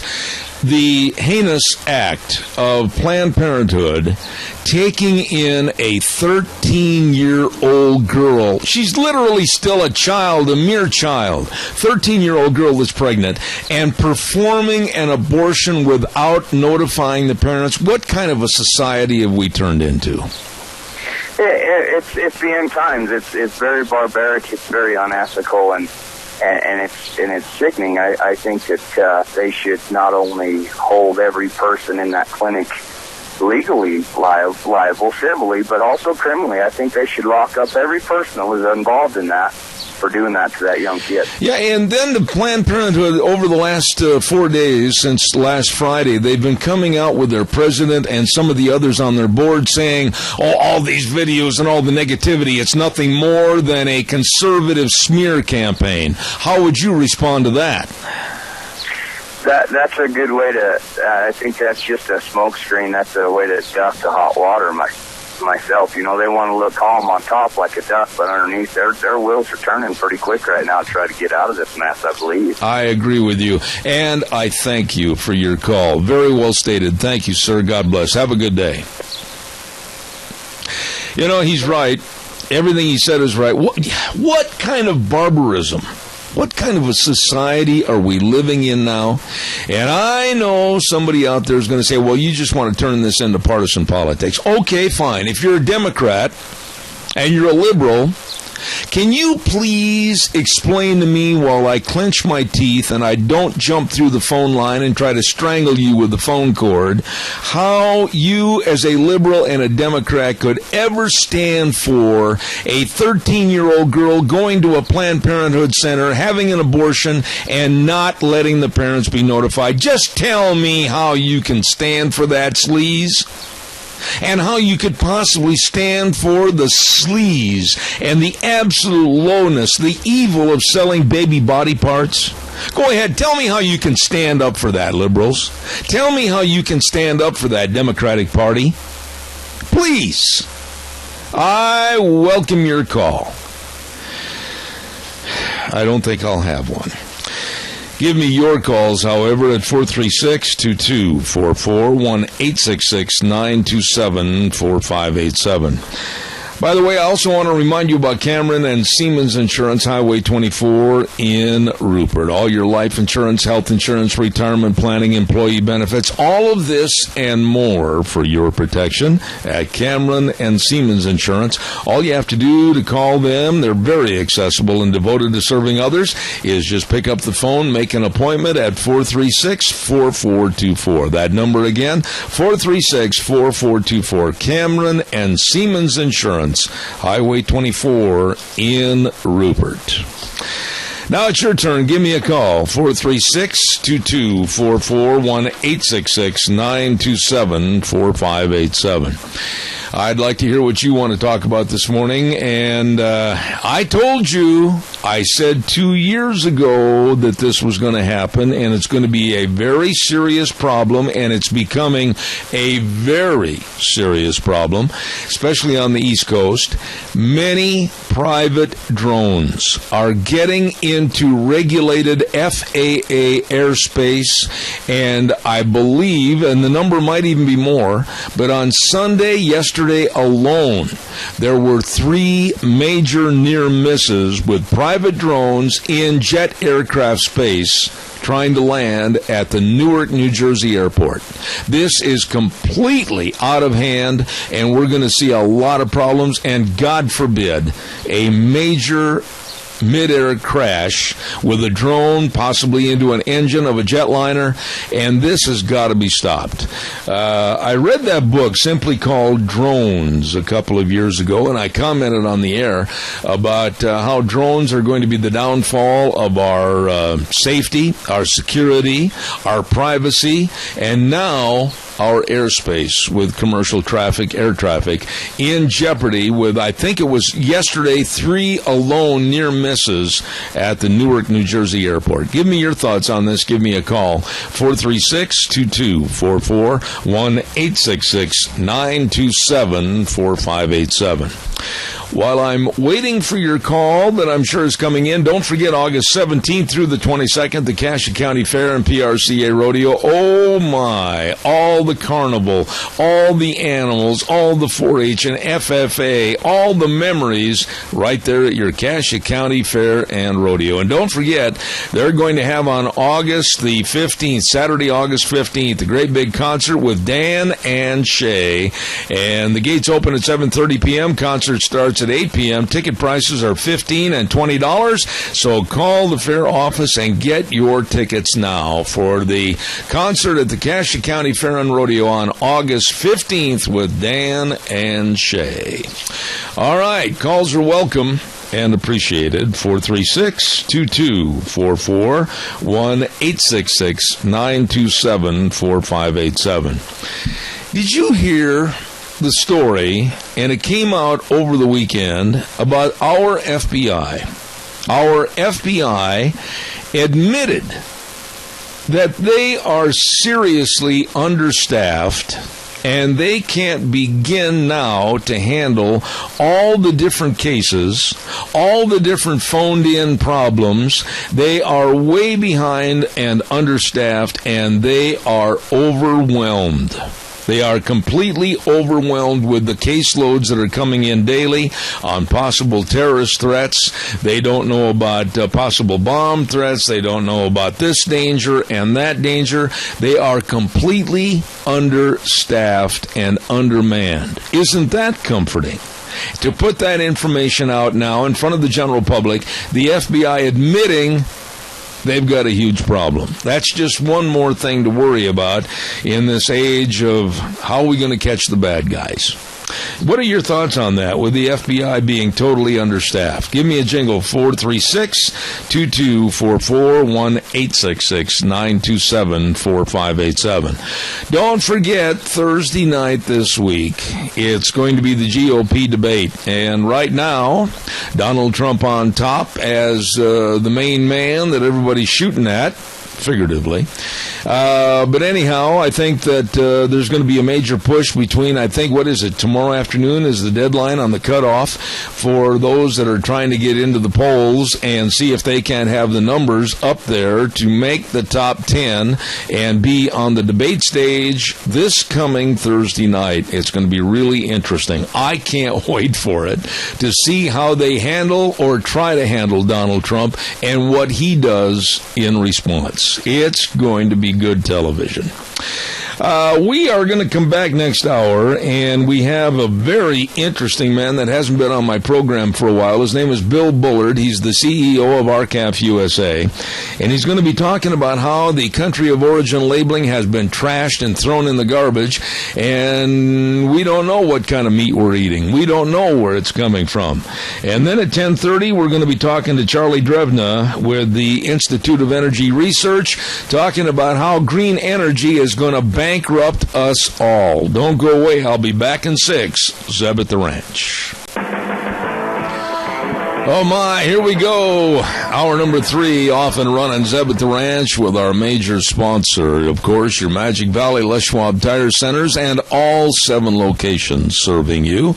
And a big thanks go out to some of our advertisers like Western Way Services, always at your disposal. Get on the route service today. Call them at 734-6969. And Valley-wide Home and Ranch. Everything for the farm, the home, and the ranch, and everything you forgot to take to the fair. Right there at 910 South Oneida in Rupert, Valley-wide Home and Ranch. By the way, Ted's Diesel Electric is moving to 635 21st Street in Heyburn. Doug Martin, good old boy. He can rebuild starters, alternators, generators, everything, and I'll tell you what, he sells also brand new. So get a hold of him today. Ted's Diesel and Electric, moving to 635 21st Street in Heyburn. Really good old boy.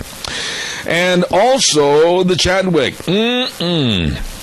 Chadwick Sports Grill. I got a cough drop in my mouth, so occasionally I might have to stop for a minute. Excuse me. The Chadwick Sports Grill at 139 West Main in Burley. Oh, my goodness sakes. They have great specials. Like today, they've got Asian chicken wraps served with choice of side or soup or salad, along with all the other great menu choices. You're going to love the daily specials and all the great food at the Chadwick Sports Grill, 139 West Main in Burley. You stop in and see them today. Well, let's see. We're going to go to the phone line right now, and a gentleman that has been kind of a stranger to this program for a long time. We haven't been able to get together with him, and boy, it's a treat to have him back on the show. Bill Bullard with RCAF USA. Bill, good to hear from you this morning. How are you? Doing great. Thanks, Zeb, and good to be here again. Oh, my. You know, I've always respected and appreciate everything you do with RCAF. What in the world is going on with the country of origin labeling and the trying to dismantle it and throw it in the trash? Who's the head of this, and why are we trying to give foreign countries kind of a free wheel to come into this country and we don't know what kind of beef we're buying? Well, let me answer the last 2 questions first. Who's behind this? The answer is the multinational meat packers are the ones behind the effort to deprive U.S. consumers of their right to know from what country their meat was produced. It is the multinational meat packers, JBS, Cargill, Tyson. Those are the 3 instigators of this problem. Secondly, why would we let a foreign government do this to us, deprive us of our right to know where our food comes from? And the answer is because it meets the needs of the multinational meat packers, and Congress is willing to cater to and bend over for those very multinational meat packers to give them what they want. And they've been fighting country of origin labeling for over a decade. And what they did was convince Canada and Mexico to file a complaint at the World Trade Organization.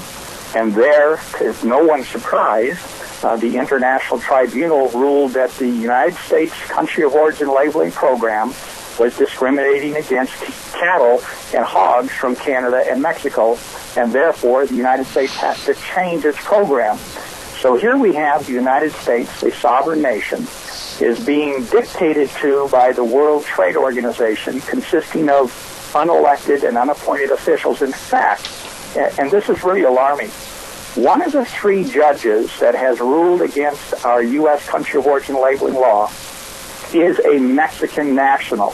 He is an attorney from Mexico that actually represents Mexico in international trade issues. This was the leader of the 3-judge panel that ruled that the United States country of origin labeling law did not meet international trade obligations. But here's the kicker. That Mexican national was representing his country as a judge. Mexico was a party to the complaint, and yet the World Trade Organization appointed a Mexican national to hear and judge the case. And despite this conflict of interest, the fact that the WTO has criticized our cool law has given the country of origin labeling opponents the opportunity to try and repeal the law. They did it in the House. Over 300 House members actually voted to repeal cool, meaning they voted so that U.S. consumers wouldn't know if the meat they were buying in the grocery store came from Honduras, Nicaragua, Argentina, Brazil, New Zealand, or Australia, or Mexico, or Canada, or any of the total 13 countries we import meat from. And that's exactly what the packers want. They want to source the meat from the cheapest country they can source it from. They want to bring it into the United States where it will receive a U.S. inspection sticker. They want to sell it to unsuspecting consumers who would believe that it must be a domestic product because it bears a U.S. inspection sticker, and nothing could be further from the truth. All right. Very unfortunate, but that's where we're at. Bill, let me ask you some pointed questions about this. Number one, what about the American consumer? Why doesn't the American consumer have any protection? Why doesn't the American housewife have the right to know where this meat is being processed and packaged? What about the American consumer? Are they standing up and saying anything, or are we just like a bunch of sheep going to slaughter? Well, we just had 142 organizations, including some of the nation's largest consumer groups, have joined in a letter that we sent to the Senate last week, urging them to continue to defend our nation's sovereign right to inform our consumers as to the origins of food. So the consumer groups are working with us. They have been issuing groups like Consumers Union, for example. That's the one that publishes the Consumer Reports magazine, has issued member alerts to its members, urging them to call the Senate. But the Senate is simply trampling over the rights and desires of independent consumers all across the United States because they are catering to the meat packers' interests of trying to mask the actual origins of food. You know, I noticed that as I look down the list of these senators, I see one name that's glaringly in the middle of all the Democrats, and that's Chuck Grassley, Republican from Iowa.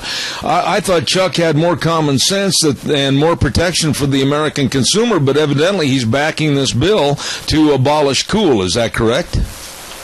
Well, that's right. And the bill he's backing does two things. One, it repeals cool outright for beef, pork, and chicken, and for ground meat.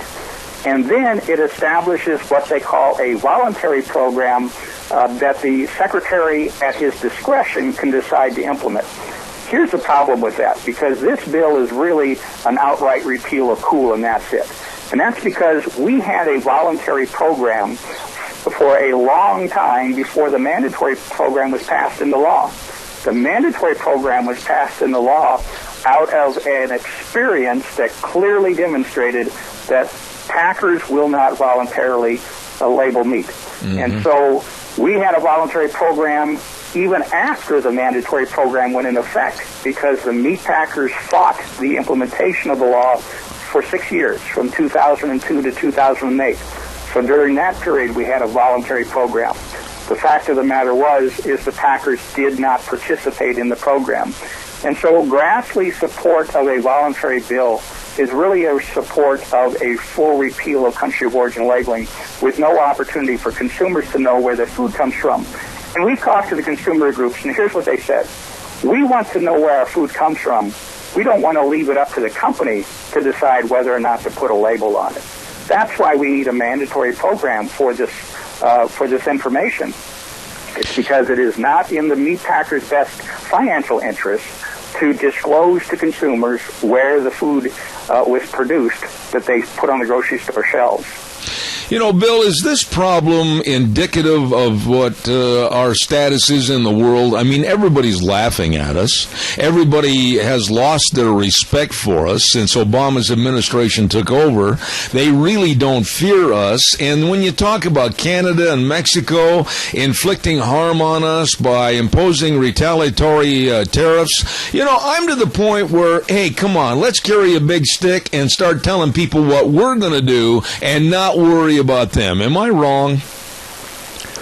Well, this is actually quite scary for independent producers and people here in the United States. And it's because what we're really talking about is ceding U.S. sovereignty to an international tribunal so that we can have global governance.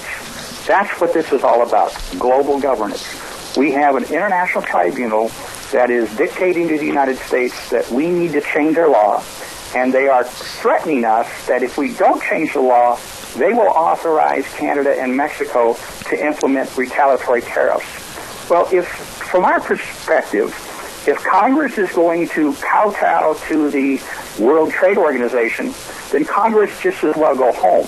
Let's then be governed by this global governing unit as opposed to us following our Constitution.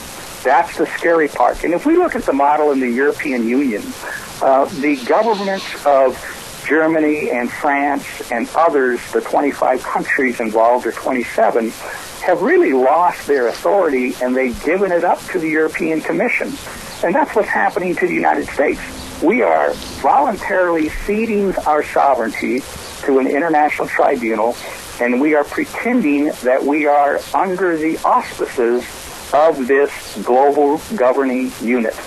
That's scary. That's the direction we're in. Absolutely. And I want you to elaborate a little bit and put some more of your professional and personal thoughts into this. Tell my audience about the dangers of this meat and these products coming in from countries that we don't know about their handling. We don't know about their safety. We don't know about their security. Tell us a little bit about your fears in that regard. Well, up until the early 90s, we had very strict import restrictions, and we required other countries to have food safety systems that were at least equal to the United States. And we actually went down and did monthly inspections of their packing plants. But by the mid-90s, we went through the Uruguay round of the GATT agreement, and we decided that this policy that we had was limiting the ability of underdeveloped countries to ship their meat to the United States. And so rather than to help those countries improve their food safety systems, we just decided to lower our standards. And so we changed the standards. So no longer do these foreign countries like Honduras and Nicaragua, for example, that do import meat to the United States, no longer do we require them to have food safety standards at least equal to the U.S. Now they only need to be equivalent to that of the United States. No longer do we do monthly inspections. Now we only do periodic inspections. And then if we find problems in those inspections, we don't curtail imports. We just put them on notice, send them a notice, and ask them to resolve it. And then maybe 3 or 4 months or 6 months down the road, we'll go back and check to see if they did it. So these countries do not meet the same standards the United States meets. The inspection now is merely a paperwork inspection.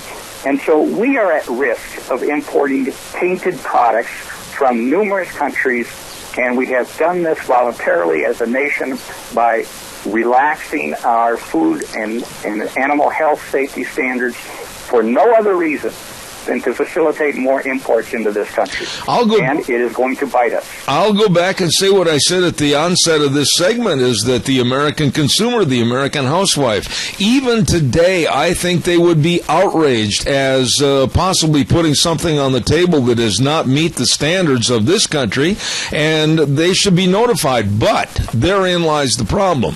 Is the general media carrying and telling this story? Very limited. In fact, look who's advertising with the general media. It's the Tysons and the JBS and the Cargills. It is the very multinational companies that do not want consumers to know the origins of their meat are also the ones that are paying the large advertisement dollars to the national media. That explains why we don't see or hear a lot about what Congress is doing in partnership with these multinational packers to deprive consumers of information as to the origins of their food. What can we do, Bill? Tell my audience what we can and should be doing. Pick up the phone and call both your senators, and don't ask them to support country of origin labeling. Tell them that you deserve to know where your food comes from, and we should not bow to the desires of the World Trade Organization. Tell them to do their job. Tell them to preserve our constitutionally passed country of origin labeling law. And they can do that by calling both of their senators. And they can reach their senators by calling the Washington, D.C. Capitol switchboard. And here's the number. It's 202-224-3121. Again, 202-224-3121. Tell your senators to support mandatory country of origin labeling. Are all organizations, I hope, and are all farmers and ranchers standing behind you on this? My goodness, I can't imagine anyone that would stand against you. Unfortunately, we've had the nation's second largest farm group have found it politically expedient to support the same bill that Senator Grassley is supporting, the voluntary cool bill that would result in no labels for U.S. consumers. So the two groups that have joined on to that, including the National Farmers Union, another group that joined it is the U.S. Cattlemen's Association. So they have partnered together to repeal country of origin labeling and then to establish a provision that would allow the Secretary at some point in the future to establish a voluntary program. Again, voluntary has not worked.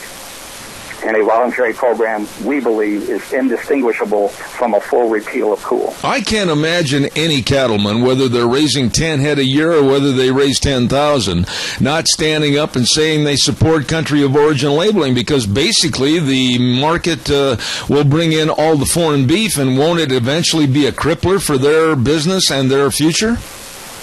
Absolutely, and it's really ironic that some of these same groups are complaining that the USDA is about to allow fresh beef in from Argentina and Brazil, which are two countries that have foot and mouth disease, and they have a unlimited supply of beef that can come into this market and depress prices.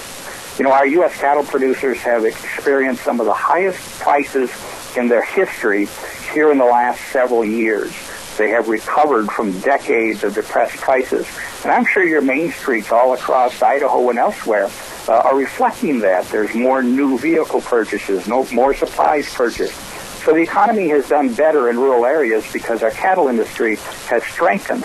And one of the reasons it has strengthened is because country of origin labeling went into effect in 2009. So all the while we've had these higher prices, it's because we've had country of origin labeling that's helped that.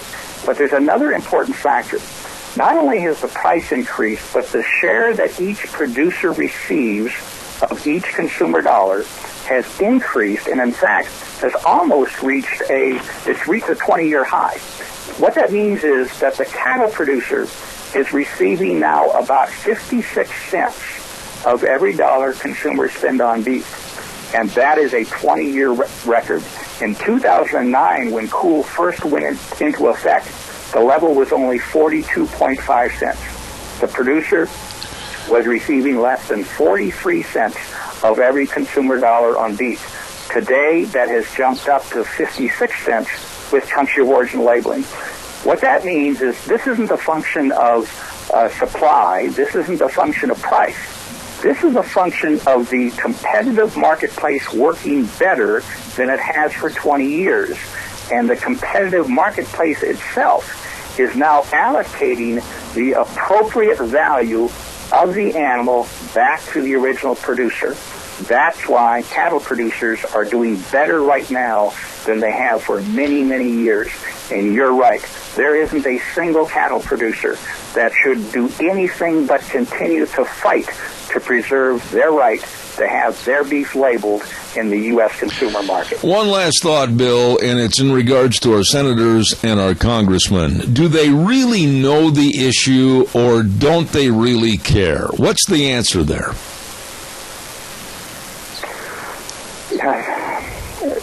The answer is very disappointing. The answer is they don't care enough to know more about the issue.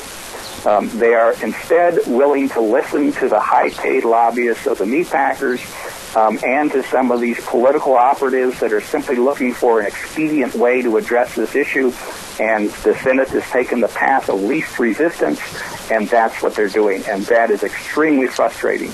We sent them there to represent our economic interests, and they are failing us. You know, I always enjoy our conversations, but boy, this one's really got me upset. Country of origin labeling might go by the wayside, and we're going to be subjected to inferior products from overseas. And, Bill, you can bet I'm going to stay on top of this story. And Bill Bullard, CEO of RCAF USA, God bless you and thanks. Don't make yourself a stranger and come back more often. Thank you so much. I look forward to it. Thank you very much. Thank you very much. You know, I'm a big supporter of the red, white, and blue, and I won't buy anything that doesn't have a made in the USA. And this is just another very worrisome story for me on my program, to think that our congressmen and our senators and the big money people are trying to eliminate the country of origin labeling. I want to know. I don't want to support some other country. I don't.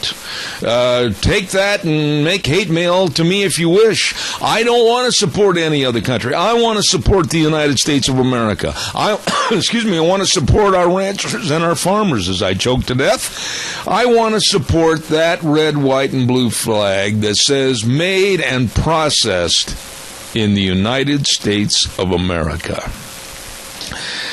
Bill Bullard, CEO, RCAF USA, thank you very much for being on the program. Holy cow, we got to pay some bills if I don't choke to death on that, too. I almost swallowed that cough drop whole. Good heavens! On Thursdays, we have a segment called School Days in Cassia County, and I'm very appreciative of two businesses that have jumped in and helped us with that ever since the get-go, and one, of course, being A Child's World at 1308 Overland in Burley. And they've got so much for the family. They've got everything, all the clothing and everything for the children, and if you're having a brand spanking new little baby, they've got everything you need right there at A Child's World, 1308 Overland in Burley. And also our thanks go out to Ambulatory Surgery Center at 1344 Highland, and the number to call 677-8888. Don't forget they can help you with all the surgeries like arthroscopic knee surgery, colonoscopies, carpal tunnel syndrome, all of this and more with highly qualified doctors working for you. And save money, too. Don't forget, call them. Ambulatory Surgery Center at 677-8888, along with A Child's World, bringing you School Days in Cassia County. You know, the Cassia County Fair is right around the corner, and we're very blessed to have a lot of the merchants supporting the Cassia County Fair, August 17th through the 22nd. And here are three more, including K&R Rental at 256 South, 600 West of Burley. Locally owned and operated K&R Rental has it all, from air compressors, pivots, tractors. I tell you, they've got everything, all your lawn and garden equipment, whatever you need at K&R Rental. You give them a call today, 678-3101. And Rain for Rent. Hello, Rain for Rent at 134 South, 600 West in Paul. The number to call, 438-5065. They are the leading provider of liquid handling solutions, from pumps, tanks, filtration devices to pipe and hoses. They can provide everything to keep your project on track. Rain for Rent, 438-5065. And last but not least, I know these good folks have for a long time, Pickett Equipment Company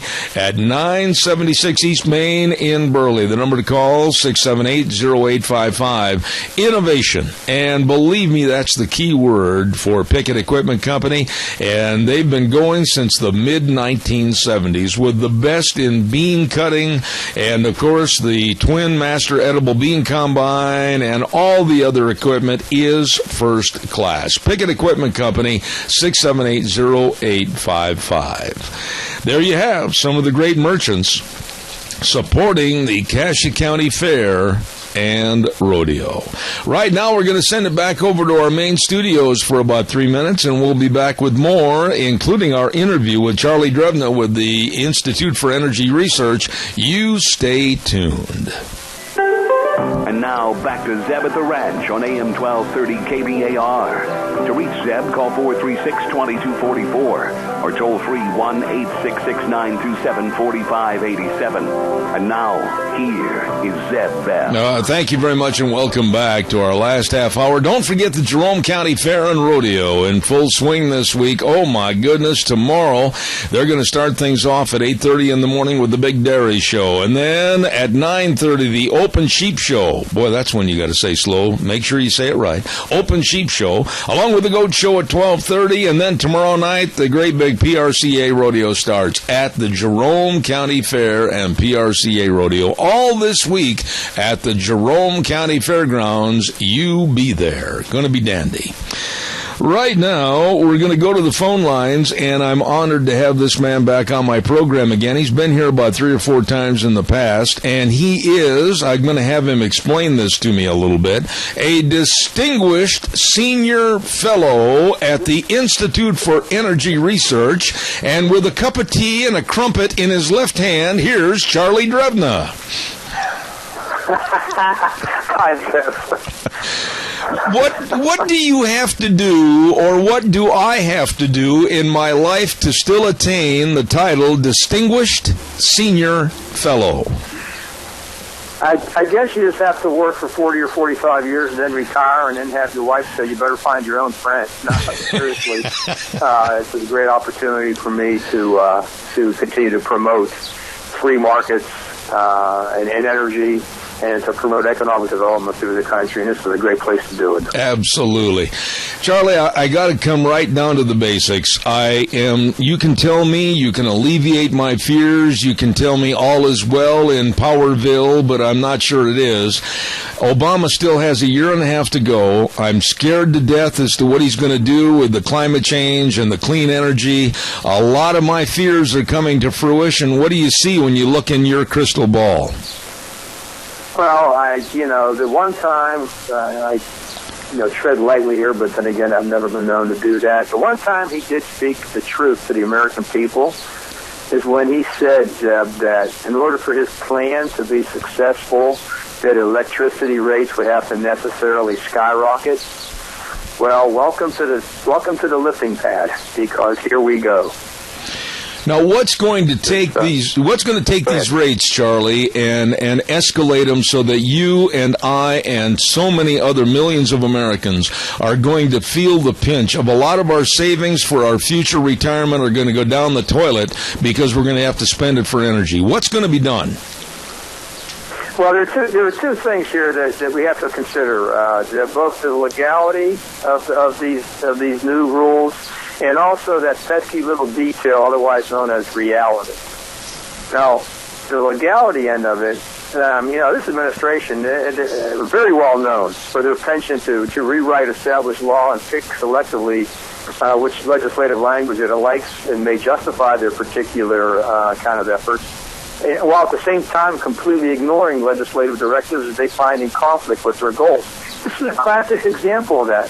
Remember just back on June 29th when the Supreme Court whacked EPA's attempt to disregard the costs associated with its rule to impose additional limits on coal-fired power plants, just power plant by power plant?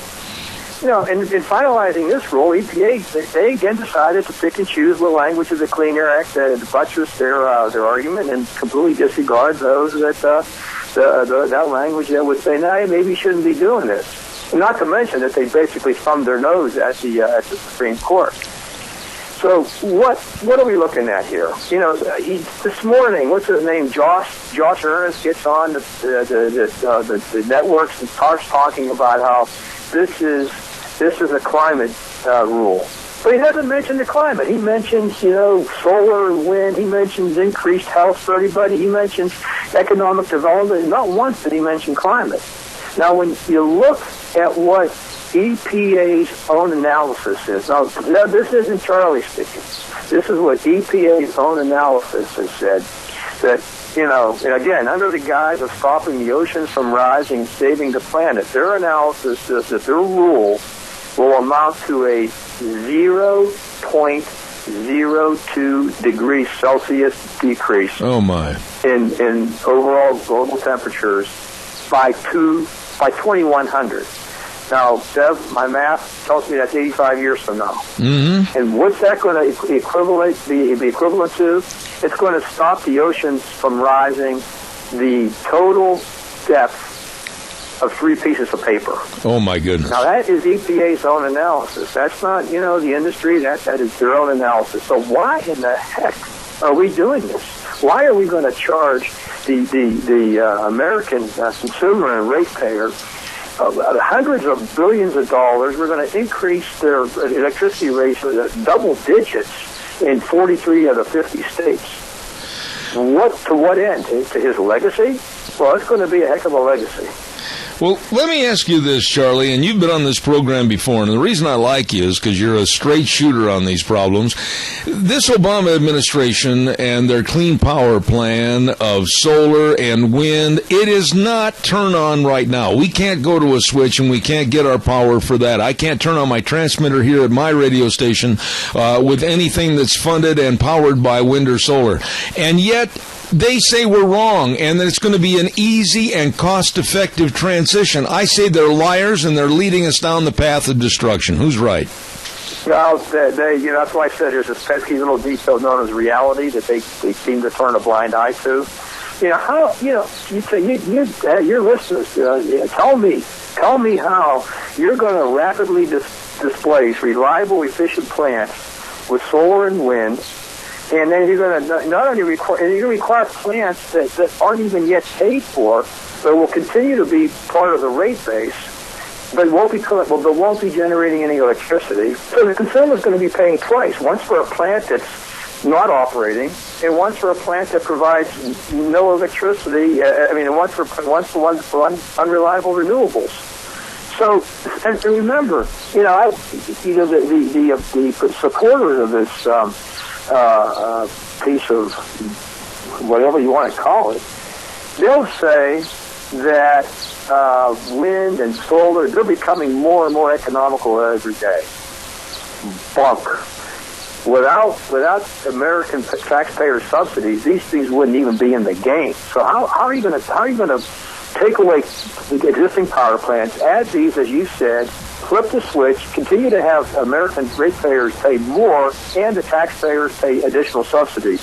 Oh, is this a great economic plan or what? Charlie, if you were any kind of a business in America, the American consumer and his business, and maybe he wanted to make a new purchase, maybe he wanted to expand his business, or maybe you're a private citizen that wants to, in their retirement, go out and buy a little camper trailer to go up in the hills and enjoy. Boy, the way you're saying this, it might not be a good time to expand your business or buy anything for recreation, because it might not happen that way. Well, that's the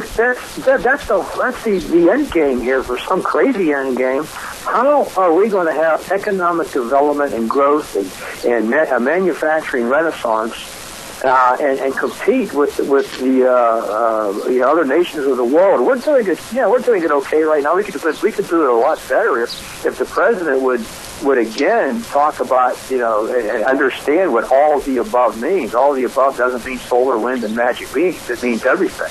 But it's his philosophy is all of the above and none of the below. And again, the supporters of this thing will say this is going to be great for the planet. It's going to be great for the economy. Now, the other supporters of this thing, who have been relatively silent, but nonetheless, I would anticipate being very strong supporters of this thing. Or the Chinese, the Russians, India, perhaps Brazil. Other countries that look at this thing and say, sure, you guys go ahead. You'll go to Paris this fall and winter, and you'll get some people to sign some cockamamie document, and we are going to start really bringing manufacturing to their nation. Now, there's a great way to have economic growth and prosperity for the United States. Charlie, what about the American consumer? And I know I'm generalizing here, but going up to the pump and filling up, whether it's gas or diesel, is, in your opinion, the Obama administration, before they leave office, going to try to push for that carbon tax card? Are they going to try to push for more taxation on miles driven? What about the American consumer? I drive close to 65 to 70,000 miles a year on one outfit alone. What's it going to do to me? I think in order to answer that is just look at what this rule says as opposed to what they proposed about a year ago. And this is I think, Zeb, I believe this is very, very instrumental, very illustrative. So you get a glimpse of what their real intentions are going forward. You know, they alter the proposal to what? To encourage less switching to natural gas in favor of solar and wind. So that, you know, if anybody believes that they think, well, we're going to hit the power plants, the coal burning power plants, and then we're going to go on our way and live happily ever after. My friends in the oil and gas industry, and they know this, that they're next. And if this administration isn't going to stop until they either come up with some magic dilithium crystal kind of approach to energy, or they're going to completely debilitate this economy. And the really sad thing about this, under the guise of saving people, the people that they're going to hurt the most are the minority and poorer people and the middle class.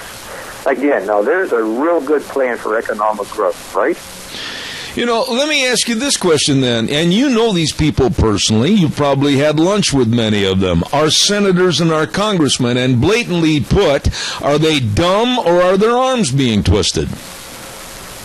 Well, I think you've got a pretty good cadre of conservatives on this one, and you've got some 6, 7, 8 states right now saying to the EPA, no thanks, we're not going to submit a plan to that will verify or buttress what you're trying to do. So there's, like I said, there's two things. There's going to be lawsuits here, and I would encourage your listeners to contact their representatives and here in Washington and their state, the governors and the attorney general. Don't have them submit any plan that will tell EPA how we're going to comply with this piece of economic debilitation. Fight it. We're going to fight it in the courts. We're going to fight it in Congress. And once this administration leaves, and man, I'm counting the days. You've got to get some sanity back into the balance of environmental protection and economic development, free markets, and energy. And again, as I said, this thing does nothing for the environment. We're burning coal more cleanly than we ever have. We're burning natural gas. We're the best environmental protections for America's vast natural resources, oil, gas, and coal. But this is a religion. This is not even this is not a legacy issue. It's almost like a religion. Well, I want to let you know that I too am counting the days, and by the way, I have the count right here: 534 more days of Obama. But let me ask you the other side of that equation. What about Hillary? She came out 10 days ago, and she said if she were president, would implement the funding for at least $500 million with a B more wind turrets and also solar panels. I mean, my goodness, and the American public's going to pay for it. Well, that goes to what Maggie Thatcher said a long time ago. Sooner or later, you're going to run out of other people's money to spend, and that's what this administration is doing right now. And if the erstwhile former Secretary of State has that as part of her plank and her platform, well, then run with it. But I think it's up to us to at least let the American people know what they're up against. We got people. The job rate is the unemployment rate is down because people are working twice as many hours for half as much pay. And with this thing coming on, I mean, you're not going to be able to afford to light your Christmas tree. On the bright side, is there any good news, Charlie, to the point where the American public is revved up, if you will, and ready to fight, or are we all like a nation of sheep and we're like sponges absorbing this and saying ho hum? What's your attitude? No, I'm basically an optimist, Zeb. I'm going to continue to be one. I think this may be, like I say, the Supreme Court just smacked EPA on June 29th for attempting to do the same thing in a smaller scale. So, like I say, there's the legality of this thing, and we're going to, and there's going to be a lot of suits. There's going to be a lot of people fighting this thing and I would say from both sides of the aisle. I'd like to see a lot more from the other side of the aisle, but again, I can't be too Pollyannic. I think once the American people really understand what this is about, it's not about saving the climate. It's about using command and control. They can't. This administration, they can't buy the industries, but they can regulate them like they own them. Charlie, I tell you what, I always look forward to having you on the air. Charlie Drevna, and I got to get the title right, Distinguished Senior Fellow at the Institute for Energy Research, and above all that, a really good guy. Thanks, Charlie, for being on the program. Please come back. You bet, Zeb. Thanks for having me. All right, sir. God bless you. Thank you much. There's a man that tells it like it is, and I highly respect him. Charlie Drevna, he's been on our program many, many times. You know, folks, we're just so gullible. And we're just kind of like the sponge. We're letting all this happen. We've got to stand up and say, no, I don't want any more green energy. I don't want any more wind turbines. I don't want solar panels just absolutely every foot, every mile, so that they're so bright that knocking airplanes out of the sky. And that is possible, by the way. I don't want any of that. We've got energy under our feet right now that we have learned through science and technology how to burn and use and be environmentally friendly. I am sick and tired of going backwards with green energy that is only meant to take us back to a third world status. I absolutely condemn this president. I absolutely condemn this administration and the EPA. And I will do anything in my power to see that they do not win. Frustrating. Hey, it's time for the weather. Past time for the weather. Old Wheels is getting nervous over there. Scarrows Meats, 331 North Road, Jerome, 324-7657. Your hometown meat cutter, locally owned custom meat processor for over 20 years, changing the way we eat one delicious bite at a time. And they guarantee everything they sell.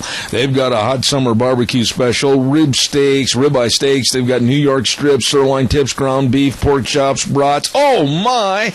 All of that. 50 pounds of meat for only $199. You better check it out today at Scarrows Meats, 331 North Road, Jerome. And right now, here's the weather.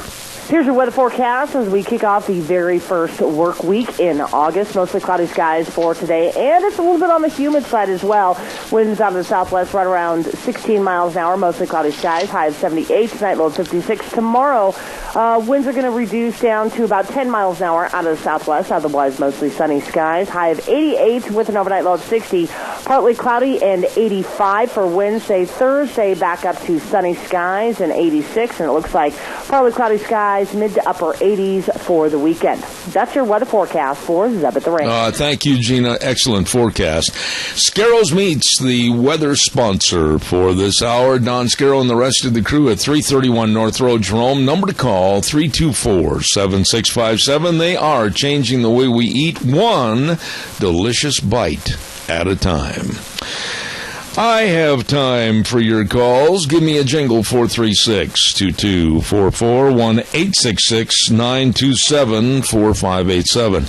Hey, if you've been following politics at all, I think Hillary may be in a little bit more than hot water. There are some people behind the scenes on the Democratic Party that are ready to throw Joe Biden's name into the hat. And liberal New York Times columnist Eyewitness Maureen Dowd reported that the 72-year-old Democrat, Joe Biden, has been, quote, having meetings at his Washington residence to explore the idea of taking on Hillary in Iowa and New Hampshire. And last week, Ed Henry of Fox News reported aides close to Hillary Clinton are getting increasingly nervous that the Vice President, Joe Biden, may throw his hat into the 2016 presidential race later this summer. Well, she's got it coming. I absolutely would love to see any and all try to take her on and defeat any chances for her to win the nomination. I do not want Hillary Clinton ever in the Oval Office unless she buys a ticket as a tourist.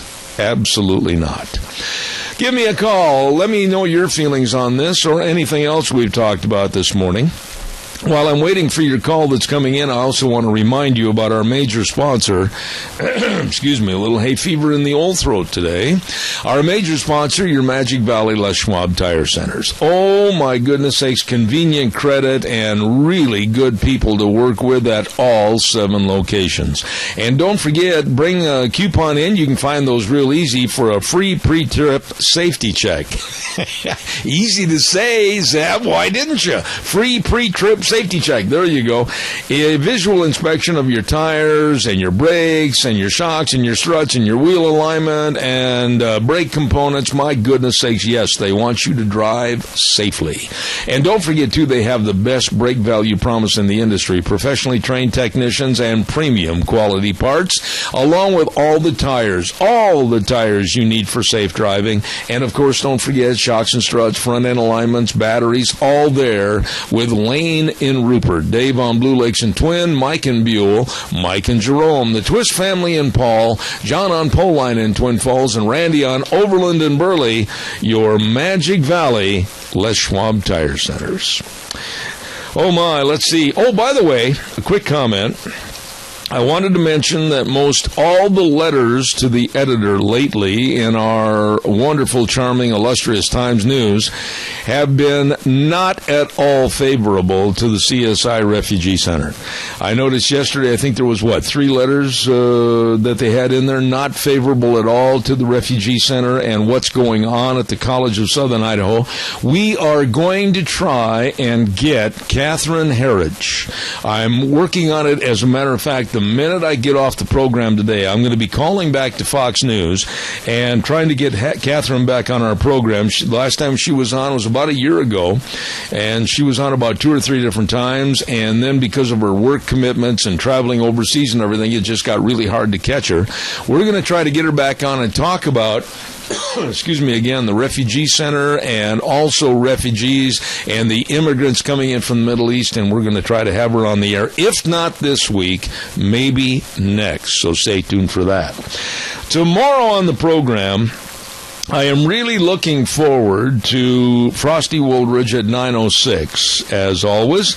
And then at 9:30, we have a gentleman by the name of Matt Barber coming on the program, and he's going to be talking about the repercussions against Christianity and churches and those of us that believe by the acts of the Supreme Court with the basic saying gay marriage is okay and giving the gays and lesbians kind of a free rein. We're going to be talking about how it's going to have a major influence on where we go forward as far as being Christians. He's going to be on the air at 9:30.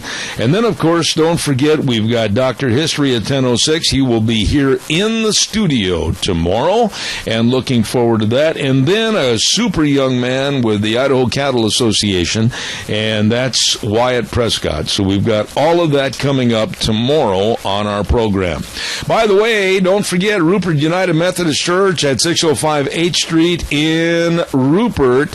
They're going to have a community ice cream social Sunday, August 23rd, and they will also be meeting and greeting their new pastor, David Madden, who is going to be their new pastor from Dallas, Texas. So put that on your calendar for August the 23rd. Got to run. Zeb at the Ranch for a Monday. Wrap it up, put it in the box. We'll be back tomorrow at 8:06 right here on K-Bar 1230 and streaming live on ZebBell.com all over the universe. And remember, the way things were are the way things ought to be. We'll see you tomorrow morning. Take care.